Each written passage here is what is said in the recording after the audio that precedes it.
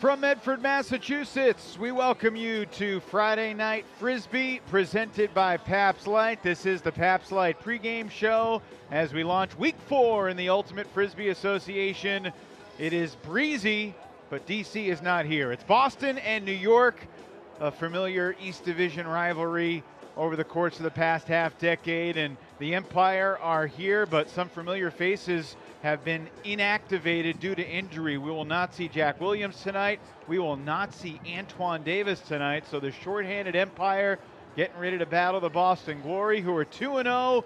Toba Deana, his first Friday Night Frisbee appearance, and excited to see how he fits with Jeff Babbitt. Good evening and welcome, everybody. Free Friday Frisbee with Ian Toner. I'm Evan Lepler. And Ian, we've been unofficially calling this weekend across the league Prove It weekend, because you got Chicago and Minnesota tomorrow. You got two Carolina-Atlanta results. You got the Colorado trip to Texas against Houston tonight and Austin tomorrow. But right here, right now, we got Boston and New York, and there is some real history between these two teams, as evidenced by what happened in the playoffs last year. I mean, the Glory, relatively speaking, may be a younger and newer franchise, but this is one of the best rivalries in the history of the UFA already.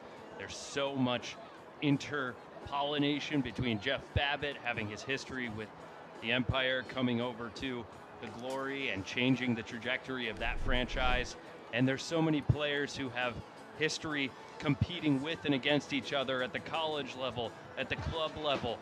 There's just so much familiarity, and underneath it all, there's a desire and a hunger to come out on top and emerge victorious. No one in these contests enjoys losing. It was late July of last year when the Boston Glory got off to a great start. Gus Haflin on his birthday caught the opening break for Boston, and it was a topsy-turvy game where the Empire threw some punches and then Boston fought back. New York had a multi-goal lead and the disc in the fourth quarter, and yet Boston found their way back into it. Of course, Ethan Fortin, who's picking up the disc here, is a member of the Boston Glory tonight. Some of that cross-pollination that you're talking about. Look at this. I mean, New York's up 3 and seemingly on their way. Champions 3 of the previous 4 seasons, coming off back-to-back titles. Incredible near greatest from Jack Williams that didn't work. And then the Glory, kind of the field tilted in their favor late in the game. And the ability of this Glory team to capitalize when the pressure was on at the most and when there was almost no time left in this game. I mean, not only do they force a coverage sack here, but they also go on to execute the game winner as the time expires. Here's the punt that ultimately went to no one, and then Tanner Johnson-Go will get the disc here and launch one to the end zone as time expires. After the timeout, Sadok to Tanner Johnson-Go, sending up a prayer, and the two-time MVP, Jeff Babbitt, who left New York after an incredible tenure, part of 3 Empire championship teams, and then he eliminates New York from the three-peat possibility. Of course, Boston, though, a couple weeks later, fell short against the DC Breeze. Also this weekend, of course, Boston plays DC on Sunday. It's a doubleheader weekend for the Empire, too. New York's at Montreal tomorrow. So the East Division, which is crazy right now, because we got to talk a little bit about the Philadelphia Phoenix and their 3-0 start, but it is very crowded at the top of this division, and this weekend is going to have a lot to say about where we are heading into the crux of the season. And heading into tonight's matchup, the interesting thing is that the Glory and the Empire have had a common opponent, and the Glory have looked much more dominant and smooth and convincing against the Royale than the Empire did last week. That's not to say that the Glory's performances were complete. You look back at the fourth quarter of one of those games, and Boston definitely let Montreal hang around a little more or compete more than Boston wanted to and perhaps was capable of if they were playing with their season on the line. But this is something that kind of gives me pause and gives me concern for the Empire coming into the matchup tonight. Yeah, let's dive into New York's issues. They lost a tough game at Oakland in their first contest, and they dominated Vegas one night later. What concerned you watching the tape against the Royale? It was a really tight game down to the wire. Well, you're looking at a number of these turnovers, and so many of them are simple execution errors. It's not being on the same page with the guy at the front of the stack. It's not necessarily catching the swing or catching the next reset in flow. On the one hand, those are easy to clean up. Just lock in and focus and watch the disc all the way into your hands. On the other hand, when they're happening that much and in that many different spaces across your O-line and your D-line handling core, I think that's indicative of a lack of chemistry, familiarity, and comfort, and something that needs to be built with trust and reps. And we're seeing so many members of this Empire squad being thrust into new combinations and new responsibilities, whereas in years past, they either weren't a part of the team or they didn't have this much responsibility. So there's going to be a lot that needs to come together and elevate for New York to look more confident and composed. And I think we also have to say the Montreal Royale have certainly made strides. Even though they lost Toba Deana, they've got some talented players. Christophe Tremblay-Jonca may have been the best player on the field last Friday night. And that's a field that included Ben Yot, who had 9 scores, and Jack Williams and Marquez Brownlee and all the other veteran champs that the Empire has. So what are you expecting to see from New York tonight? We mentioned they will be shorthanded, missing some of their key guys. I honestly, with Jack inactive, with Antoine inactive, I'm expecting to see this team, and we may have late arrival from Saul Rochmeyer-Bailey. Yeah. I'm expecting to see a New York offense that is overly reliant on Ben Yot, and if he's able to make his presence known and he's able to dictate and have the kind of big game that he did against Montreal last week, I think he can keep them in the game for a half until they get into a rhythm.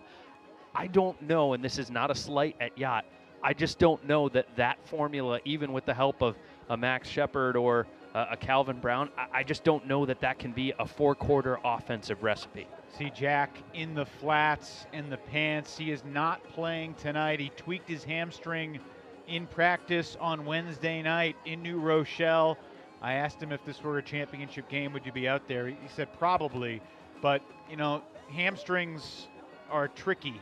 Oh, you never, those soft tissue injuries, I'm no doctor, but having played at other levels, you do not want to mess with those. And that's the tricky thing about this stuff, is having the discipline to understand the larger goals and season trajectory at hand and not set your recovery timeline back or worsen your injury when there's an opportunity to give yourself more time to recover and not let the injury get worse.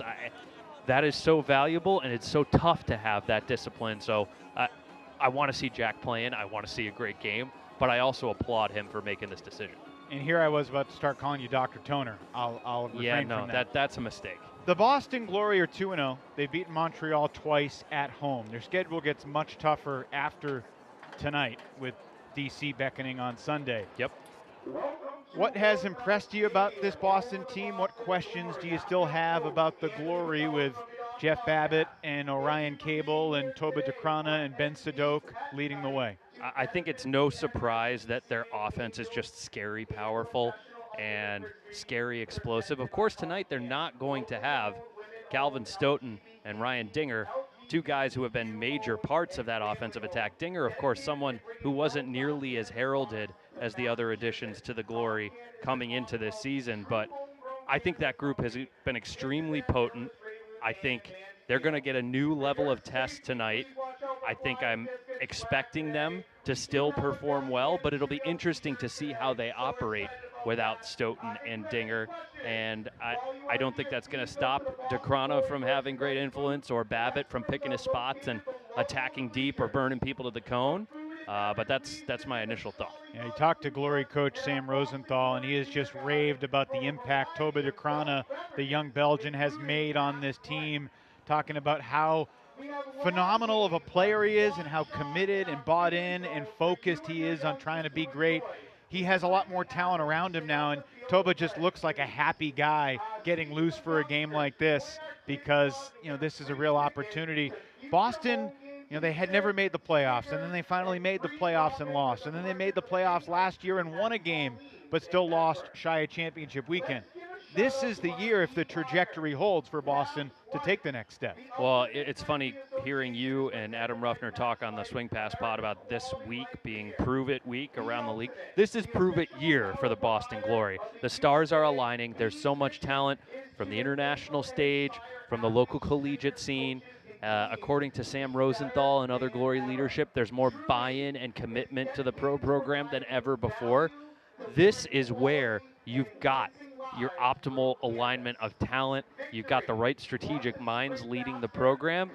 Now you have to take advantage of this opportunity and make a statement with the Glory and go to championship weekend and make some noise. Forget about championship weekend. They got to make a statement tonight against a shorthanded New York team.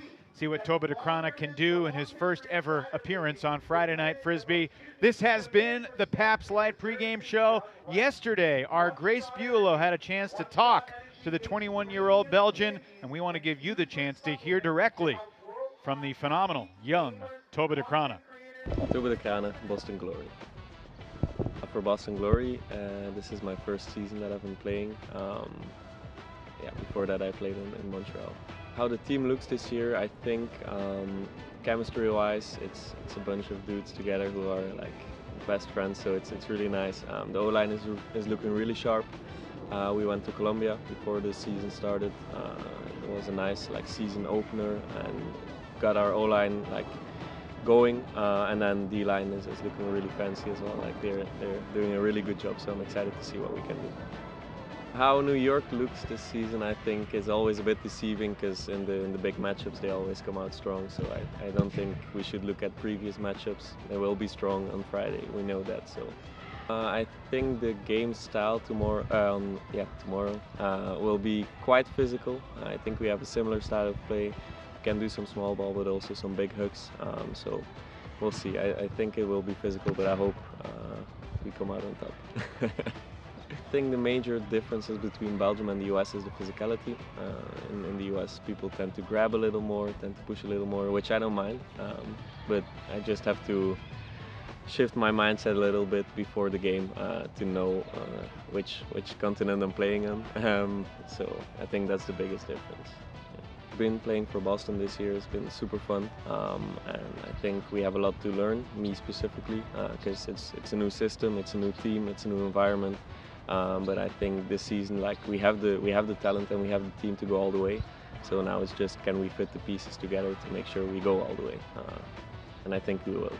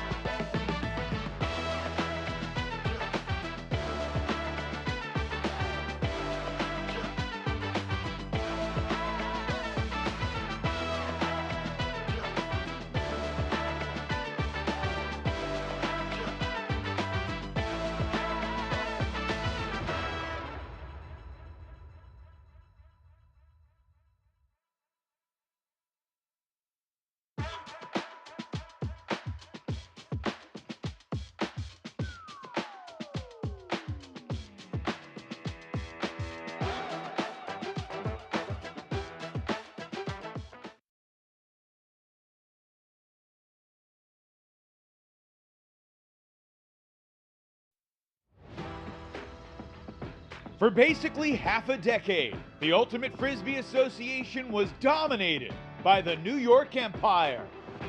But everything changed last July in the 2024 East Division playoffs, when New York was stunned by Boston at the buzzer, halting the Empire's quest for a historic third consecutive championship. And that takes us to tonight, as Week 4 of the new UFA season launches with the first meeting since that thrilling postseason moment. New York and Boston, set for another emotional showdown. And it's coming up next on Friday Night Frisbee, presented by Pabst Light.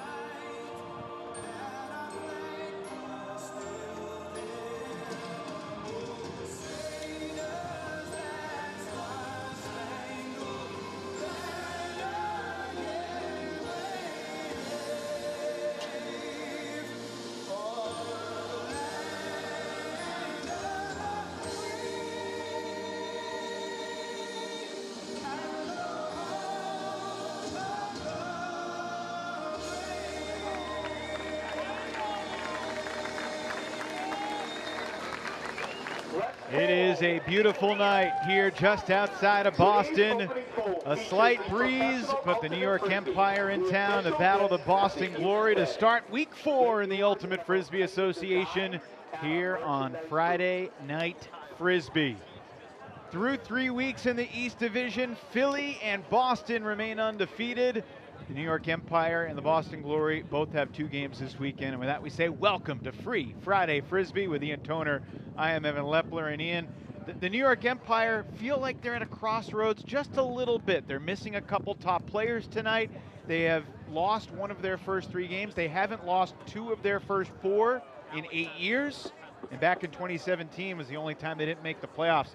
How important is tonight and this weekend for New York? We've been talking all week about how this is Prove It week across the league. This is the Prove It moment for the New York Empire this weekend. They're going against the best of the best in their division on paper. This is their chance to show that they are not retooling. They are not fading from relevance. They are here to stay as a top competitor in the division. They're going to have to do so without Jack Williams and without Antoine Davis, who are both inactive tonight. But Marquez Brownlee will be active, as he has almost always been through his time in Philadelphia and joining New York. This guy is an Iron Man. He's perhaps a week or 2 away from setting the all-time UFA record for the most pulls the league has ever seen, and he has gotten better and better as he's gotten older, which is a little strange, but it's true. He's aging like a fine wine, and that's the story, right? Like, he's assuming more responsibility, and he's also incorporating more skills as part of his game. And as this franchise evolves, as players move on to other franchises and move on to other stages of their career, Marquez is just absorbing more roles and becoming a bigger defensive leader, a bigger defensive playmaker. It's been evidenced on the international stage too. He's being selected to represent Team USA at the World Games this summer, and he is a premier defensive talent in this league. We've seen him play mostly D-line for the Empire. It'll be interesting to see if they cross him over a little bit at times tonight. For the Boston Glory, obviously Toba Deana is the headlining addition, but Jeff Babbitt is the 2-time reigning MVP. And I don't know if you heard, he used to play for New York. Jeff Babbitt has been a monster in his entire time in the UFA, and it's interesting to think about his evolution from a flying defensive playmaker to a terrorizing offensive striker who knows how to pick his spots and use his energy more efficiently. There are very few people who can body him out or stay with him in a straight line. Maybe no one in the league can do that. And the scary thing is he's taken some of his training in a different direction coming into this season. He's slimmed down that linebacker build to be able to be less injury prone, be more mobile and agile and endurance oriented. and he's had such a huge statistical and on-field impact through just 2 games already. You can see he's still capable of throwing his body around everywhere. I'm excited to see what he can produce tonight for Boston. All right, the stage is set. Anthony Nunez giving his team one final word of advice on the sideline. You see Antoine Davis not cleated up and in the black jersey instead of the white. All right, keys to the game tonight. Ian Toner, what you got? Well, I feel like New York needs to force Boston to make mistakes. We looked at a lot of the New York tape. If you caught any of that Pabst Light pregame show, there was a lot of mistakes that were avoidable from the New York handler set, from the front of their stack. You need to be forcing Boston to make those kind of mistakes. And then if they do get the disc, you cannot give this O-line a second life, another shot at converting a hold or another shot at converting a break. You need to convert efficiently against a team like this. And for Sam Rosenthal's Boston Glory, this is a Boston team that enters tonight at 2-0 with a couple wins over Montreal, but the schedule gets tougher starting tonight with New York today and then DC on Sunday.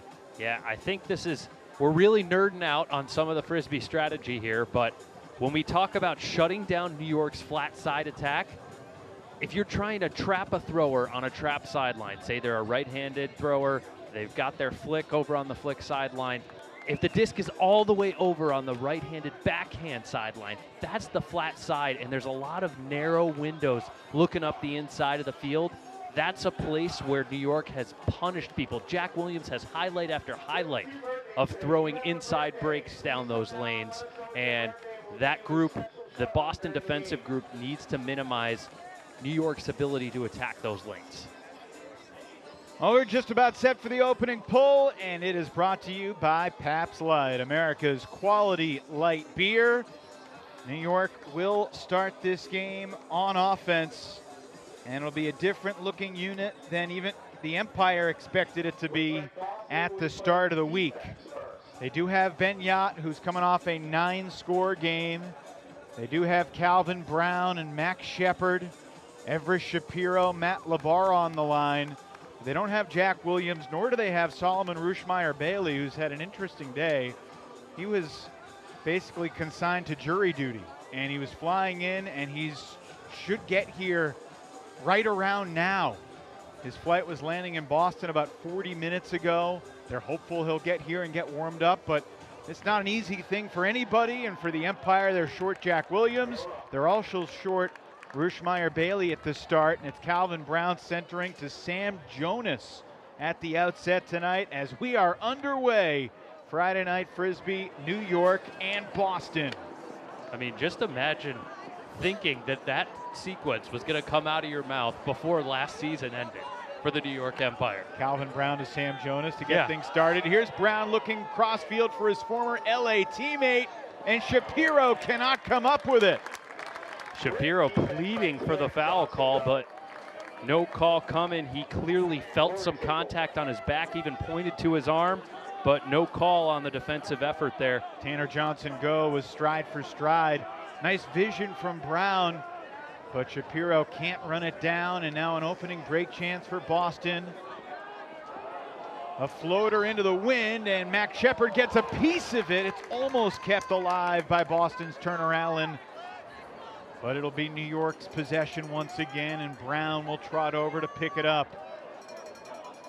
Calvin went 3 for 5 on his Hucks in his Empire debut last Friday night. In the 2-goal win over Montreal, Boston beat that same Royale team by 6 one day later this past Saturday.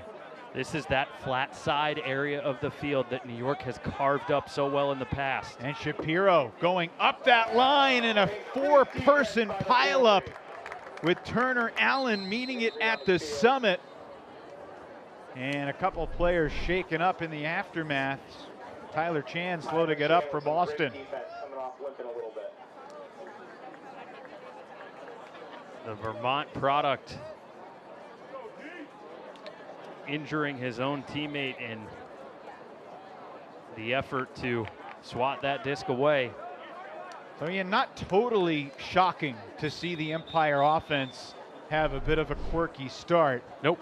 John Randolph has just checked in due to the injury substitution. Oliver Chartok jogging off the field. Here's Tanner Johnson go. He threw that miraculous Hail Mary that Jeff Babbitt caught to officially eliminate New York from last season's playoffs. Yeah, no, according to Sam Rosenthal, it's a real intentional focus to get Johnson go, who's a great offensive talent in his own right, to play a lot more or exclusively defense this year. Jeff Babbitt did come in on that injury sub, and just to mention, he's got the disc now trapped on the sideline, and he's fouled, which will give Boston a free 10 yards. You see the slimmer Jeff Babbitt, an intentional choice he made in the offseason to try to get a little faster, and talk to folks around this Glory team, they say he is faster than he was last year.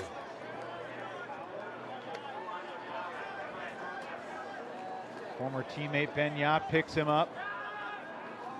Babbitt just shy of the goal line. Tanner Johnson go, not in yet. But Boston has the break, and it's Brendan McCann skying over John Randolph for the opening score. I mean, that's a win on multiple fronts for Boston, right? Not only did they convert the break, but they fatigued this shorthanded New York O-line on the opening point of the game. That's a real interesting way to set the tone and really put this New York coaching staff on its heels. How do we keep these personnel fresh and executing in one of the most important contests that we'll face in the early stages of our schedule?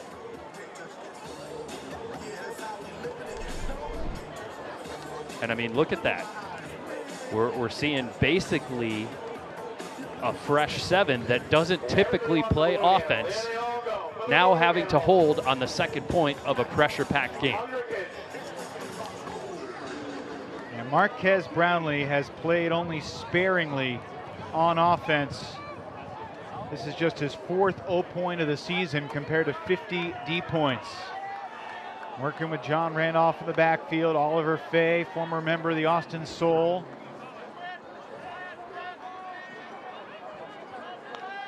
This is what we're talking about with Brownlee in the open. He's going to have to do more tonight for this New York team if they're going to have a chance. Working hard to get open in the reset space. Just the second deep point of the night, and Boston's D-line probably matching up with some guys that they didn't necessarily expect or game plan for. And it's really interesting to me to see Marquez going every other, not because I didn't expect him to be capable of it. I guess I would have expected this team to want him to be attacking and chunking up more yardage as a receiver. Again, back to Brownlee. Here's Randolph. And into the end zone, connecting with Axel Agami Contreras. So far, so good for the Marquez Brownlee John Randolph offense. Anthony Nunez did say to me before the game, one thing I'm sure of, Axel Agami is going to have a good night. He's been playing really well on the D-line to start the season for the Empire. You know, there were 1 or 2 moments when the disc was maybe in New York's own third that I was a little worried, but outside of that, that group executed really efficiently and really well. No sketchy 50-50 balls or questionable decisions, just going through the looks and marching the disc down the field.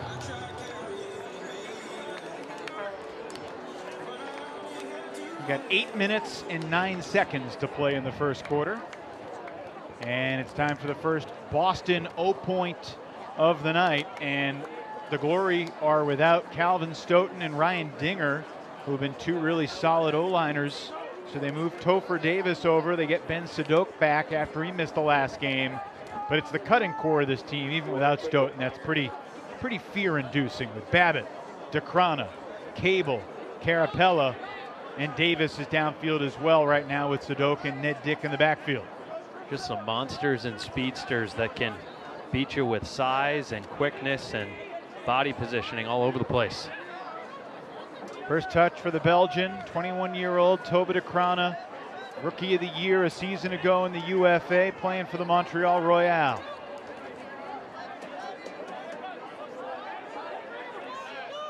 Jeff Babbitt coming underneath. Babbitt grew up in Easton, Massachusetts, about 40 minutes from here, and the reset forces Topher Davis to make a tough grab. Davis coming over to the O-line tonight in the absence of Dinger and Stoughton. Ryan Cable is just gigantic. He really makes Jeff Babbitt look small when he stands next to him, which is pretty hard to believe, but it's true. Topher Davis sending it deep. Will it stay in bounds for DeCrana? Incredible, greatest attempt from Toba, but nobody home as the disc sails out the back. However, we are having, it looks like a call on the throw. Is it coming back to Boston? No, they're just saying it was out of bounds. It's going to be New York's disc. They're determining where the disc went out of bounds. So an errant throw from Davis, and the first break chance for New York. The window was there. Just more difficult than it seemed at first blush for Davis to execute. We've seen a couple throws going into this right to left across your screen direction get a little discombobulated in the face of the headwind. It is a notable presence, and after the initial call, looked like the refs were ruling that the disc was going to be at the point of release. Well, I think because DeCrana kept it legally in bounds. And made the greatest play and tried to throw it back through the end zone. So that was about a 30-yard effort right there for DeCrana. Yep. And pretty insane acrobatic bid to get that disc and throw it back and not touch the ground first. I've been looking forward to watching Toba play in person. Did not get to see him in person all of last season when he was playing with the Royale. You and me both. So can New York march it the full 80? I mean, this is one of those keys that we talked about right off the top. You cannot give Boston the disc back here. You have to punch something like this in. One of the guys activated with Davis stepping out is Ben Levy. He's got the disc now. And a timeout is taken just past the midway point in the opening quarter.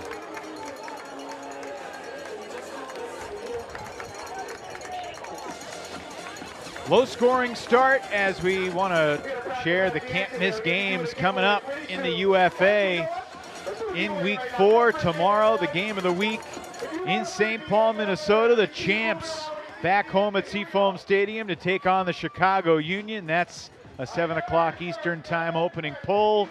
And then next Friday night Frisbee takes us to Zions Bank Stadium for the West Division Championship game rematch between the Seattle Cascades and the Salt Lake Shred. And then a week from tomorrow, it's San Diego and Atlanta. What a game those two had last Friday night, Ian. It was Dean Ramsey at the buzzer for the hustle. Well, good news for New York. Solomon Rushmeyer Bailey is here, and he's got the disc out of the timeout. We'll see if he's ready to go. Brendan McCann's guarding Rushmeyer Bailey. Those guys are close, and the shot to Yacht is a bullet right on target from Calvin Brown, and it's a break for New York. Well, the early returns on the Brown-Yacht partnership are looking impressive. Multiple Huck connections in Brown's debut against Montreal last weekend, and this shot to the end zone to secure a break opportunity. Extremely important for getting New York back on solid footing.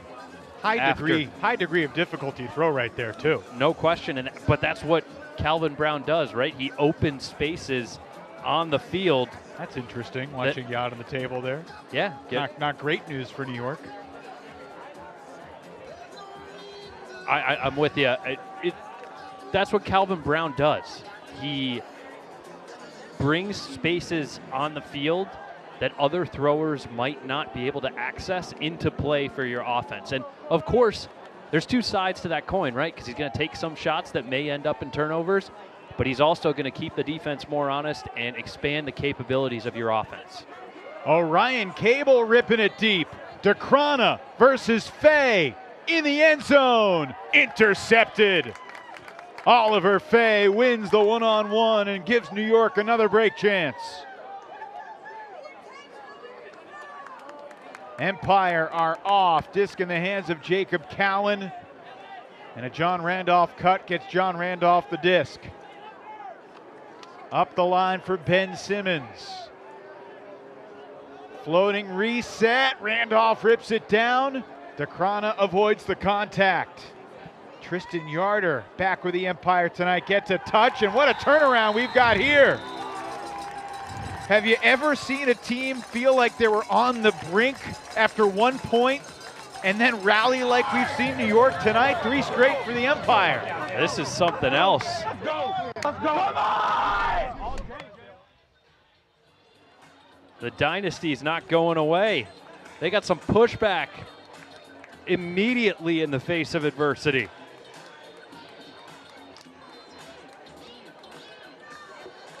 Well, no Jack Williams, no Antoine Davis, no Jeff Babbitt, no Ryan Osgar, no Elliot Chartok, no John Lithio. I mean, we could run down all the names of the guys they've lost. No Mike Dross, no Ryan Dross. They still have John Randolph. They do. That man is impossible to contain in small spaces. So that's 3 straight goals for New York, including back-to-back breaks. The regular season games that these two teams played last year are both pretty low turnover affairs. Not a lot of break chances, not that many breaks. And look at this, Rosenthal and Wicks and company electing to put a D-line out there for this O-point with Tyler Chan and Tanner Johnson Go and Turner Allen leading the touches. Ben Simmons to John Randolph, the last Empire score. Here's Turner Allen just shy of the goal line, and the former Flyer, it's Albert Yuan, as the Glory D-line marches it down. Nice crowd on hand here at Hormel Stadium. There's something about a D-line taking the field for an O-point and then looking smooth, and you think, well, why don't they do that more often? And it's funny how both teams have done this. Right. In the upwind direction. Is there less pressure on the D-line to be smooth when they go out there? Because the offense needs to be perfect almost all the time, right? I don't know if I buy that fully. No. You know, I've been in those situations where the O-line's been broken twice. Okay, time to put the D out there, and I'm like, all right, you're a D-line guy. I'm a D-line guy. All right, we really got to get this done. See Jason Tapper making his UFA debut tonight. Stepping in for Oscar Graff, the former Salt Lake Shred, who was questionable coming in. Early season game, the Brown University student. Tapper gets the opportunity. There's a Brown University flavor to both these teams. And really, so many teams in the league. Speaking of, Brown alum Solomon Rushmeyer Bailey to initiate here against Brendan McCann, who is one of the founders of the program. McCann was a 5-time college captain at Michigan Tech. How many guys have been 5-time captains of their college teams? I do not have that answer off the top of my head.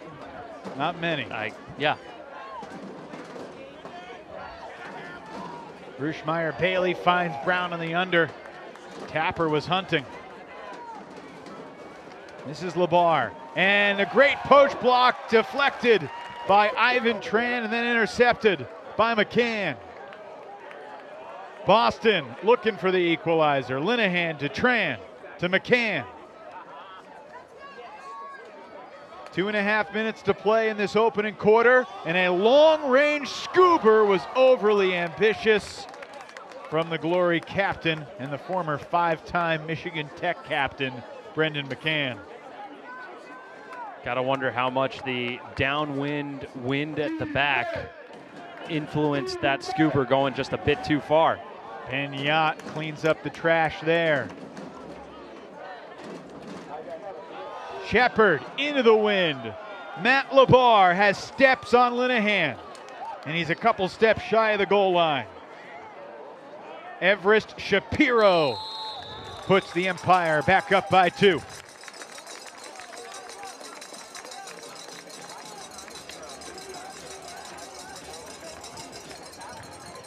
One thing Anthony Nunez has said about all the West Coast guys that have joined the Empire is just that they're different personalities than the East Coast guys. Nunez says, I think we East Coasters take ourselves too seriously, because Everest Shapiro and Gavin May, who's still coming back from an injury, and Oliver Fay, and they've just added Calvin Brown too, like a breath of fresh air, a different demeanor to this New York squad in 2025.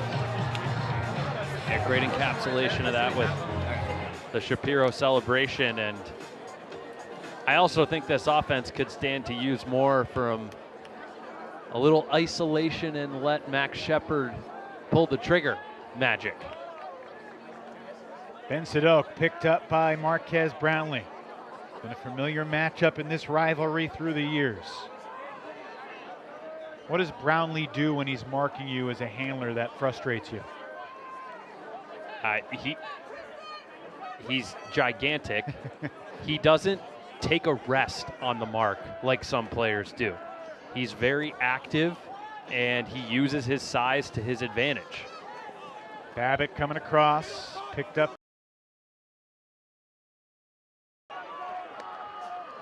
Floating it to Dick. DeCrana chased by Fay. Under a minute to play here in the opening quarter. Boston began the game with a break, and then New York scored 3 in a row. That's going to be a foul on the mark. Cable was bumped.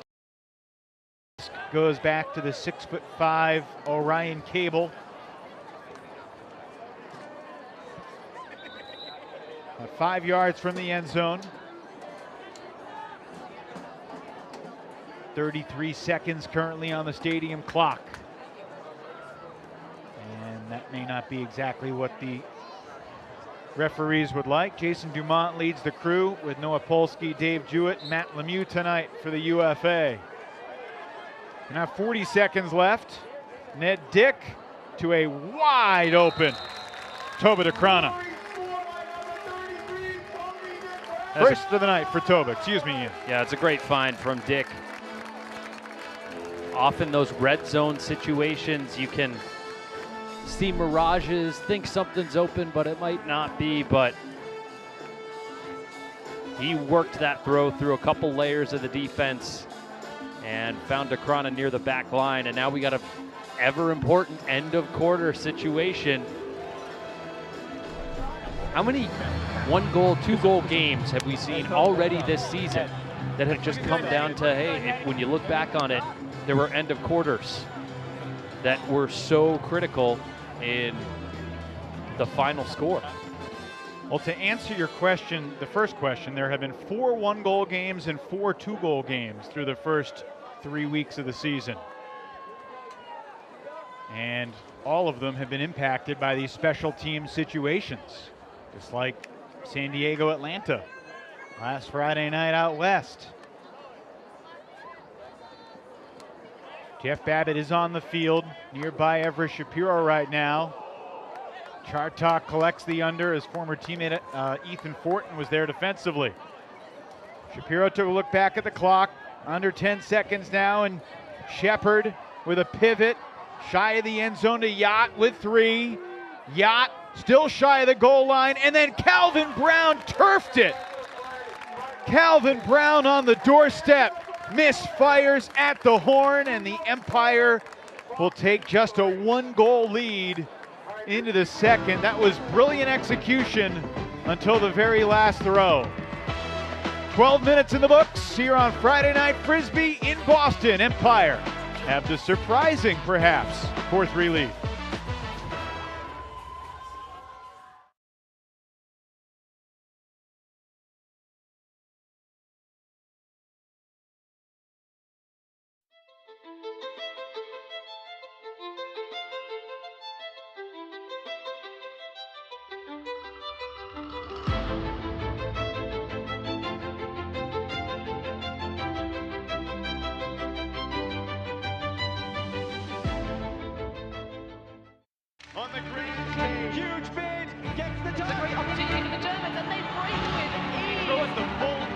yard to the field. Are you kidding me? And an incredible catch. You are kidding me. Oh my God!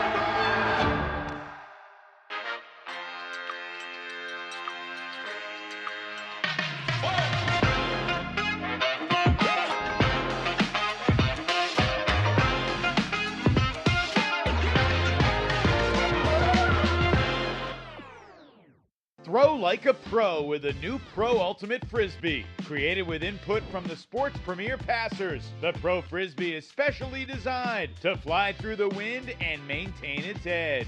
Experience the official Frisbee of the UFA and get yours at shopufa.com today.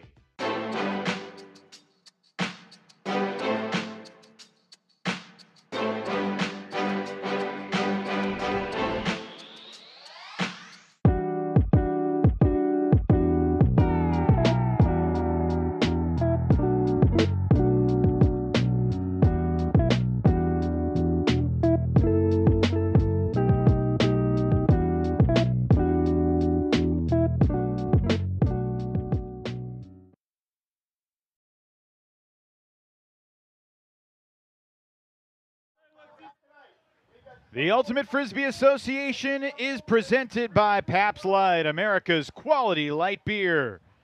The UFA is also proud partners with Victory in Souls, engineered for peak performance, energy, and recovery. True Leaf, dedicated to enhancing lives through cannabis. And Two Town Cider House, high-quality ingredients, no shortcuts, bringing hard cider back to the people. New York leading 4-3 as we head to the second quarter. Evan Lepler with Ian Toner. Delighted you've joined us tonight for Friday Night Frisbee. Ian, I use the word surprising to describe the Empire's performance in the first quarter. Is that accurate? How surprised are you? I'm very surprised, especially after the way the game started, with New York surrendering a break and the first point being a little sloppy, and New York having to get a D-line out there to hold. I was really impressed with the Empire's ability to rebound, respond to the adversity, and frankly, a little surprised by Boston's slight sloppiness with the disc as well. So, yeah, all around, not exactly what I expected. This is why you have these contests and why you play the games. I do think it's fair to say that Boston coach Sam Rosenthal was a little leery about his team going into this game. Now, he likes his squad a lot, but he did tell us, I'm not sure if they're as good as they think they are. You know, coming off two relatively smooth wins against Montreal, but that's a nice connection to Krana, to Babbitt, and Rosenthal's team ties it up 4 apiece. You know, it is always enjoyable talking with a coach like Sam Rosenthal, because understandably there are lots of coaches who are always going to give you an interpretation of what's going on through the most optimistic glasses. And Sam's seen a lot. He's been around the game. He has accomplished a lot, and this isn't his first rodeo leading a team, so he's unafraid to share his honest assessment. Yes, Sam, we're talking about you right now, buddy. And you could hear what he just told his D-line. He said they're running 7 guys on offense. Make them work for it. That's another thing he talked to us about. He said we can't have a few D points every quarter where the offense scores in 30 seconds. Exactly. He hated that one quarter against Montreal. I think it was the fourth quarter of the first matchup, where they just kept trading, and there were so many scores in the fourth quarter. Montreal had 9 goals in that fourth quarter. That's right. Half their goals for the game. He wanted that defense to make Montreal work for more and expend more energy. So it's funny, Ian, I haven't always spent a lot of time thinking about, you know, how important is it that a team score quickly or that a defense prevent a team from scoring. As the shot goes up, Shepard looking for Brown. Calvin was too worried about the defender nearby, and Noah Backer's presence apparently is going to lead to, wow, an interference call. I mean, there's no doubt that Backer made contact. I don't know. Looked like Brown dictated most of the contact. Yeah, and Brown had full capacity to make a second effort after the disc went over his head. That one's surprising. Now that looked like a foul. Tyler Chan bumping Max Shepard. But for Sam Rosenthal, the key was, make their offense work for it. And he said, our offense, I'd like to see him score in under 2 minutes. He wants to keep the other team's offense on the field and really make them work.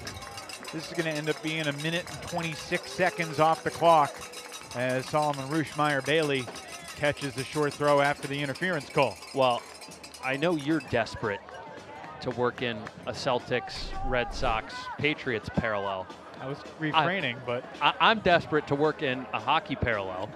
And you think about Rosenthal saying, hey, I want these guys to work. They're just playing a 7-man O-line rotation.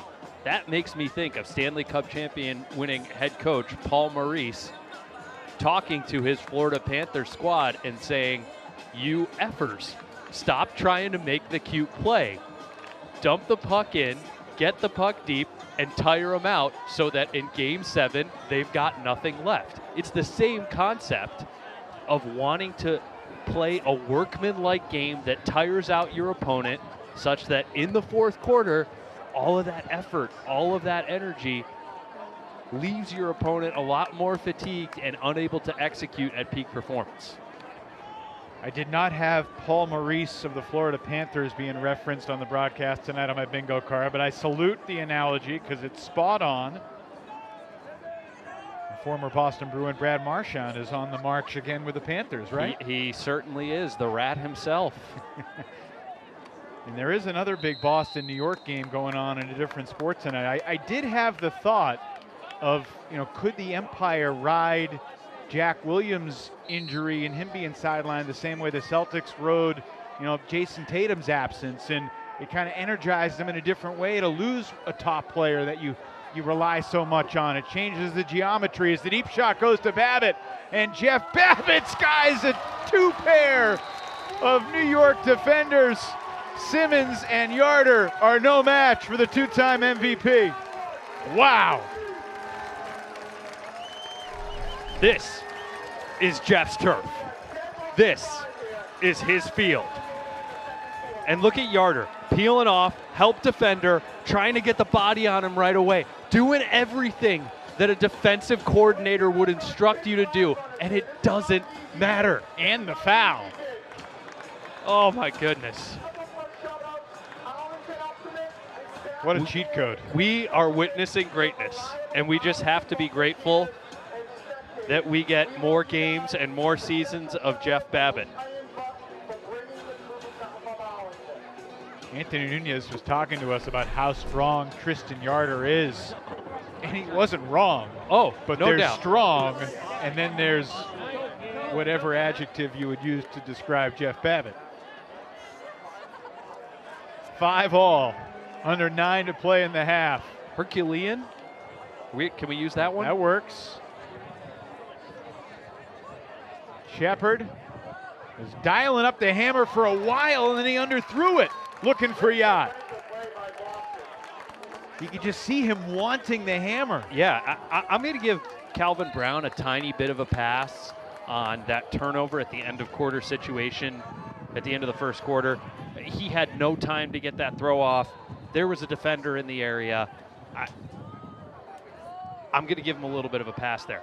That red zone turnover from Shepard, that one truly fully unforced. And I think he knows that he can execute a little cleaner. So Boston with a chance to retake the lead. Empire 2 for 2 on break chances. Boston 1 for their first 2. This is number 3. And Wicks and Rosenthal don't want to burn a timeout here. They want to keep this New York O-line out there as much as possible and get this group gassed. That's a great point. They have 2 timeouts if they decide they need one, but you're right about trying to make this New York offense work playing D, which is a different type of energy burner. A feeling like that, or an idea like that, it just seems so obvious when you realize it. But I feel like it was Salt Lake's Bryce Merrill who articulated it to me in a new way in the last season or two. And now with the disc in the hands of Turner Allen near the sideline and the stall count rising, Sam Rosenthal does pull the trigger on the timeout, saluting the effort of his defense. I was fine. I just need you guys. It's not a you guys thing. Everyone's got to work together right now. No. They're bracketing these two. Nathan Wicks, Boston assistant. Well, that was an interesting comment from McCann there. We'll come back as we listen. If we see the double, flex it. If it's zony, if it's just a double man, let's get. I want Toba attacking deep from C, offside. Pull those people. I want the D player to sweep way wide on the help spot, which I want that to. Oh, that'll be me. That'll be me. I'll play B or Okay. you're B. One, two, three. Oh. That was an interesting comment from McCann because Turner Allen started to say, I need you guys, or maybe it was I want you guys. And McCann was trying to correct him on that language and make it a lot more team-oriented. Hey, this is what we as a unit have to do in this situation. I'll correct myself as well. This is the 4th break chance for Boston, one for their first 3. Carapella back to Dick. And here's Topher Davis.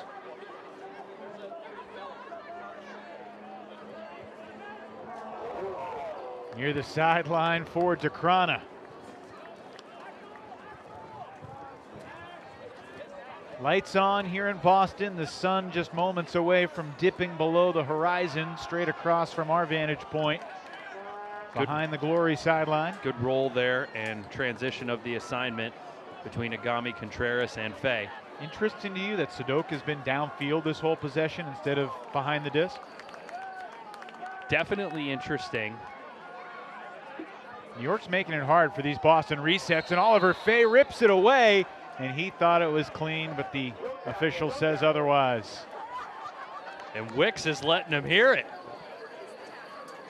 McCann's got to hold him back. That's something else right there. Finally, Sadok gets a touch, feeds Davis. And a little blade made Jeff Babbitt work for it. But it's number 2 of the night for Babbitt.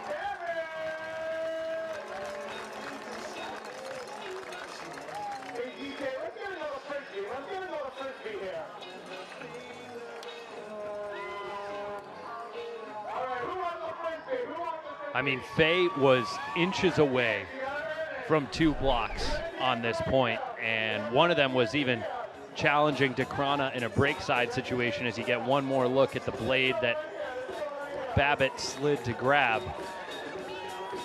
But I'm really impressed with the effort from Oliver Fay there. We know he's a great athlete. We know he was a big part of the Soul's success previously, but that kind of defensive pressure is what New York's going to need throughout the rest of the night. So 2 goals so far tonight for Babbitt. 329 in his career. He's 5th all time in that department. He's currently 4th all time in the league in blocks. As Calvin Brown sends Max Shepard, and it's a floater. Here comes a crowd.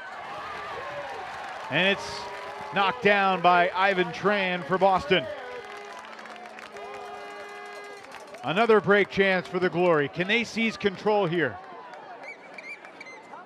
Tyler Chan, such an important character for this Boston team if they're going to be as good as they want to be. No doubt they need his speed to take quicker matchups, and they need his speed to be on display here after the turnover.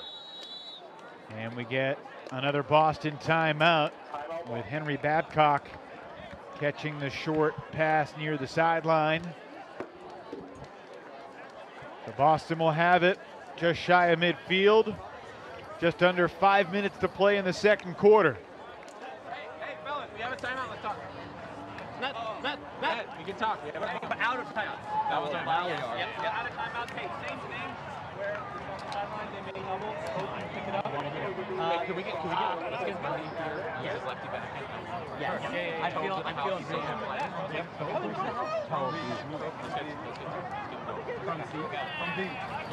Hey, I'm gonna be deep. I'll sweep back if we need it. 10 seconds. No, I want to be across. 10 seconds. Hey, off. Yep. Oh, on 3. 1, 2, 3. Go.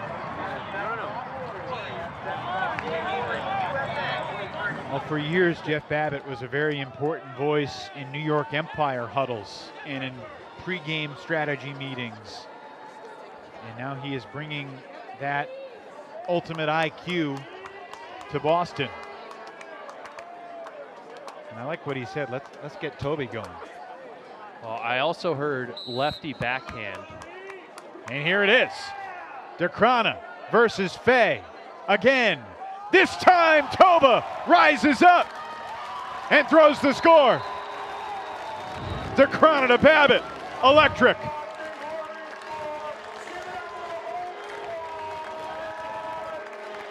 I'm looking at all these faces as we scan through the crowd, and there are jaws on the floor, just in awe. Look how high he got.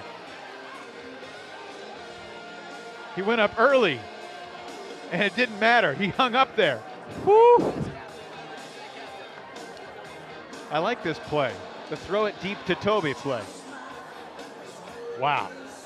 And I mean, I think Sadok will acknowledge he still could have thrown that a little better too. But doesn't matter when you got a receiver like DeCrana, he can make up for a lot. So it's now 2 goals for DeCrana. Now, excuse me, DeCrana threw the assist. That's now, what, 4 goals for Babbitt? Do I have that right? I do. He scored the last 4 goals for Boston, all here in the second quarter. And you know what that's a product of? Like, yes, Jeff is a great talent, but he knows to use his energy in those high leverage situations. Hey, there are no other defenders in the area. There's a ton of open space. I need to rush down there and attack that open space when it's just Toba and maybe 1 or 2 other defenders in the area. There's no one who's going to be able to guard him step for step on a 7 cut or an S cut or some kind of button hook. There's so much area for him to attack. Educate the people. What do you mean by a 7 cut? You know what? We'll get the telestrator fired up at halftime. Okay. And I'll demonstrate. We have a telestrator? It's coming. Hey, Tim DeBile, can you please just get something for us here at halftime? Sounds like a Ian Toner YouTube video series coming to a laptop near you very soon. I'll get Daniel Cohen to help me out. Some of his Cohen's cut skills. Toner's takes. Come in on my whistle. Toner's telestrations. Here's Max Shepard coming underneath. This is gut check time for the Empire. They've given up the last 3 goals. Remember, they had a 4-2 lead in this game, and it's 5-1 Boston since then. Glory trying to get to 3-0 ahead of their Sunday trip to D.C. And as I mentioned at the top of the show, as you see it picked downfield, if New York loses this game, it'll be just the second time in the last decade that the Empire have lost twice in their first 4 games of a season. They've started either 4-0 or 3-1 every year since they started 2-2 in 2017. Ooh, there's some contact in the middle of the field between McCann and Ruschmeyer-Bailey, but we play through it.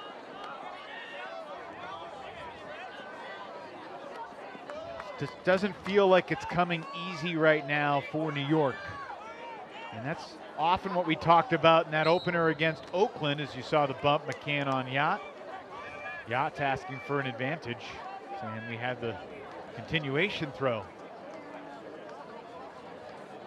But, you know, in week 1, they were without Calvin Brown, and it felt after the game like they really missed him. And tonight they're without Jack Williams, and, well, any team that's built an offense around Jack Williams and then you remove a guy that can do everything at the level that Jack can, it changes the dynamic, and it's hard to adjust on the fly. The Empire do march it in. Calvin Brown brings New York within 1.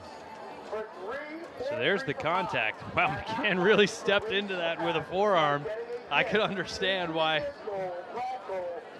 Ruschmeyer-Bailey was a little upset. I asked Jack before the game, what's it like playing with Calvin? And he's like, it's awesome. He's perfect for us because he likes to huck, and he's good at it. And of course, Jack was like, Saul and I stink at hucking. And I'm like, Jack, we've seen you throw so many awesome hucks. He's like, yeah, but you know. Congrats to Jack and his fiance. They're getting married this fall. Date set for October.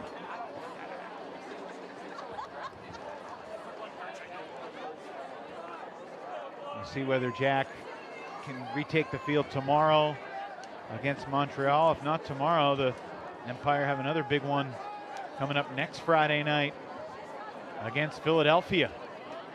The 3-0 Hotbirds. Oh, there's a Babbitt floats it to space, and he's bailed out of a throwaway. He got point blocked on the mark there.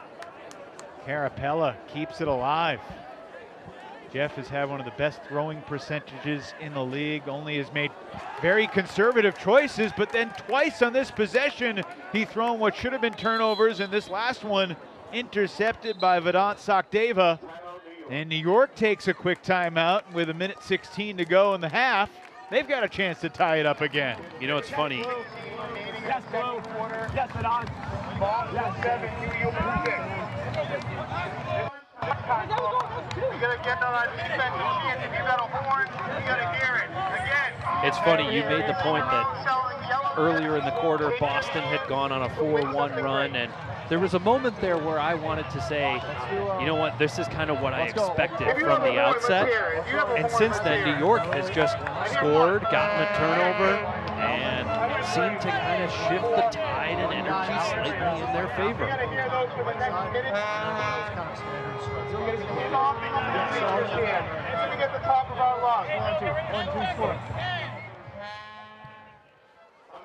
Jeff Babbitt's first throwaway of the season sets up the Empire for the potential equalizer. Jeff Babbitt has had 4 or fewer throwaways every season this decade. And he's played in virtually every game for his team, whether it's New York or Boston. Chartok to Brown. Chartok needs a wide curly reset for Ruschmeyer-Bailey. Shapiro. Shepard. Nobody's attacking the ends. There we go. Oh, underthrew it though, and Chan gets a piece of it for the D. I mean, there was a solid 3+ seconds there where Shepard had the disc in flow and no one was attacking the end zone. Or the underneath space, quite frankly. Exactly. And once Yacht took off, it wasn't exactly in flow, and it's so hard to throw one of those OI deep shots. As we get another look at Chan's block, those OI deep shots into the wind. Because normally you want those deep shots to go inside out and cut through and level out. When they're OI, they're just going to get pushed to the turf a lot more quickly. An awkward landing for Chan. Good to see him smiling on the sideline. Both teams are out of timeouts. 32 seconds on the clock. Tanner Johnson-Go is coming under, but Chartok was right on him, so it's Linehan for Tran. Up the line, Noah Backer. Crossfield hammer, that's a nice find. Babcock to Linehan to Tran. 14 seconds for Boston. Babcock returning to Boston after 3 years not playing. Into the end zone, it's denied. Oliver Fay, like a free safety roaming the deep space, able to block it at the buzzer. And we got ourselves a low-scoring, 1-goal grudge match here at the half. I'm not going to lie, this is not what I expected. More turnovers, especially from Boston, than I anticipated. and better punch back and response from the Empire, who brought it back to within 1 here at the half.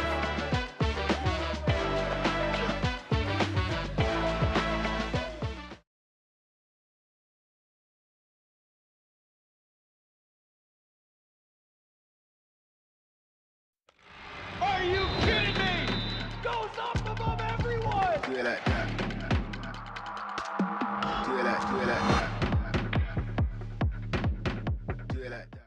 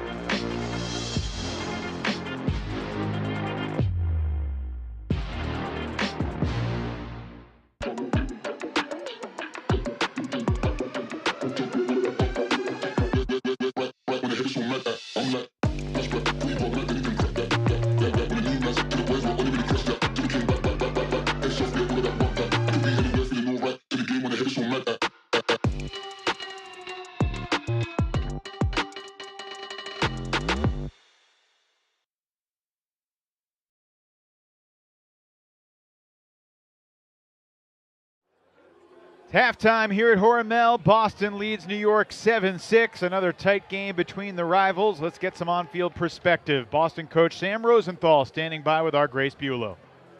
How do you feel like your players are doing tonight? I think the defense is good. We just got to clean up the offense. Do you think you guys are putting New York under a lot of pressure that they can't necessarily handle? They're a good team. No, I don't feel that way at all. I think we feel when we're playing our best defense, it's going to be challenging for any team, but they can handle it. They're going to score some goals. We've had some points out there that were long possessions that they still scored. Those are still okay for us. It's pretty clear we're getting a disc from them. We got to clean up our D zone. Why do you think the possessions have been so long? It's physical. They're letting a little go. You got two good defenses, so it's going to make longer points. They're planting the guy in the back. So we've got a couple of deep shots, but they're not as evident as they were in the first couple of games. Any predictions for the second half of the game? I'm not doing that. I believe in our guys. All right. Well, thank you so much. Thank you. Back to the booth. Grace, thank you.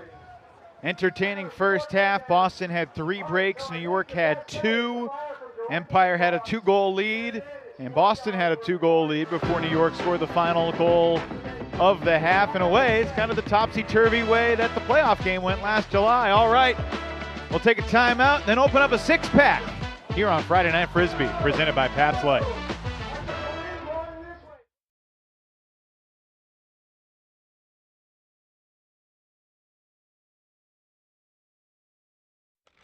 Are you kidding me? Goes up above everyone! Do it like that. Do it like, do it like that. Do it like that.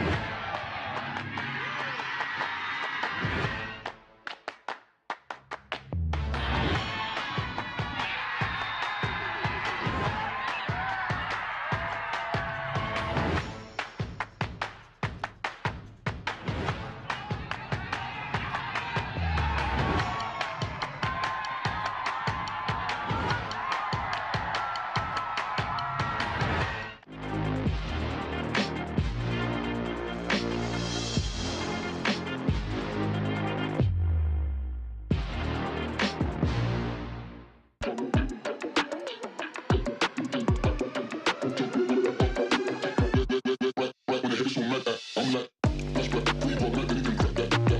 When the new man's to the boys, we're only really cross that. To the king, back. Head soft, yeah, all of that walk back. Could be anywhere, feeling alright. To the game when the hips on like that.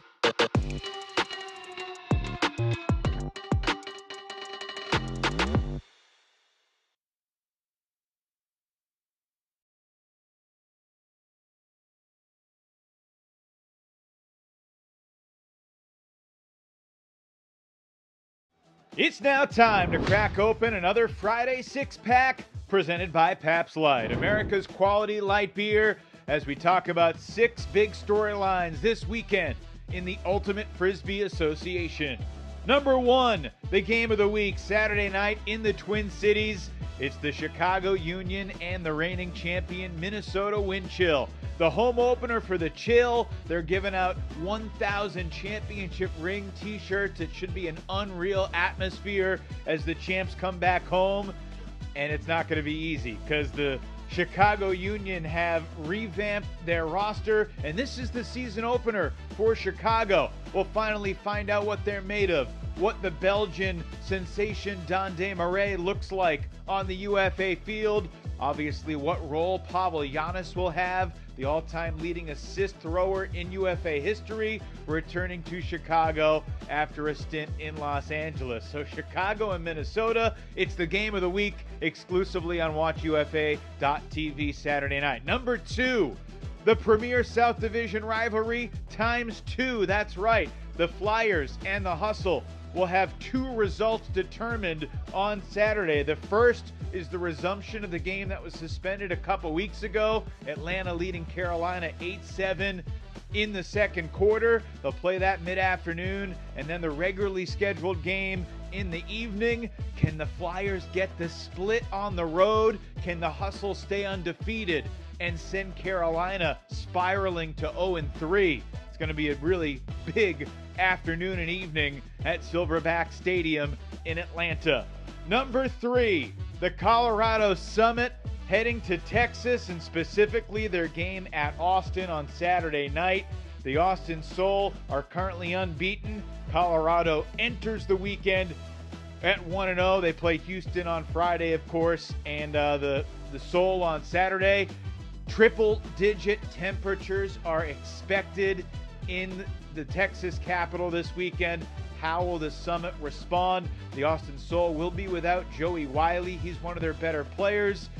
Colorado, of course, still missing Tobias Brooks, the college phenom, who will be in action a few weeks from now once the college season ends. Really excited for this game. Colorado and Austin, their first ever meeting in the UFA, and there are a bunch of former guys that played on Texas teams on the Summit. Thinking about Zach Slayton and Matty Jackson and Kai Marshall and others. It'll be fun for them to return to Texas. All right, number 4, another game in the Central Division with playoff implications. The Pittsburgh Thunderbirds at the Madison Radicals. It is the home opener for the Radicals at Breeze Stevens Field, site of 2025 championship weekend. And it has not been a friendly spot for the Thunderbirds to visit. Pittsburgh has never before won a game at Breeze Stevens Field. Is tomorrow night the night? Radicals certainly hope not, but the Thunderbirds trying to stay undefeated and get to 3-0. Pittsburgh has a very daunting schedule coming up over the next month. Number 5 on the 6-pack. The New York Empire have a 2-game weekend. They head to Montreal on Saturday, and if you watched last week, you know this is not going to be an easy game for the Empire. The Royale took New York to the brink last week in New York, and the Royale gaining confidence from their early season road trips. It's the home opener for Montreal. Expect a great crowd in Quebec, and see if the Royale can stun New York. Remember, playing on the second night of the back-to-back. Number 6 on our 6-pack. It's a different kind of doubleheader for the Boston Glory. On Sunday, Boston back in action at DC. This is a rematch of last year's East Division championship game when DC earned its first ever trip to championship weekend. It's a daunting weekend that'll reshape the race in the East Division. All right, that's the 6-pack for Week 4, and it's presented by Pabst Light, America's quality light beer.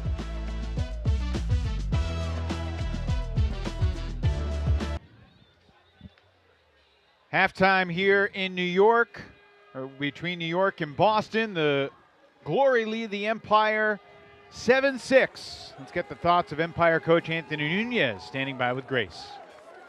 So Boston really likes to put the pressure on. Do you think your boys panic when it comes to that? No, not at all. I mean, we're stepping up. We're playing hard. We're minus 2 superstars. And it's a close game. It's anybody's game because this is the way Boston and New York works. So they can apply as much pressure as we want, but we're not cracking.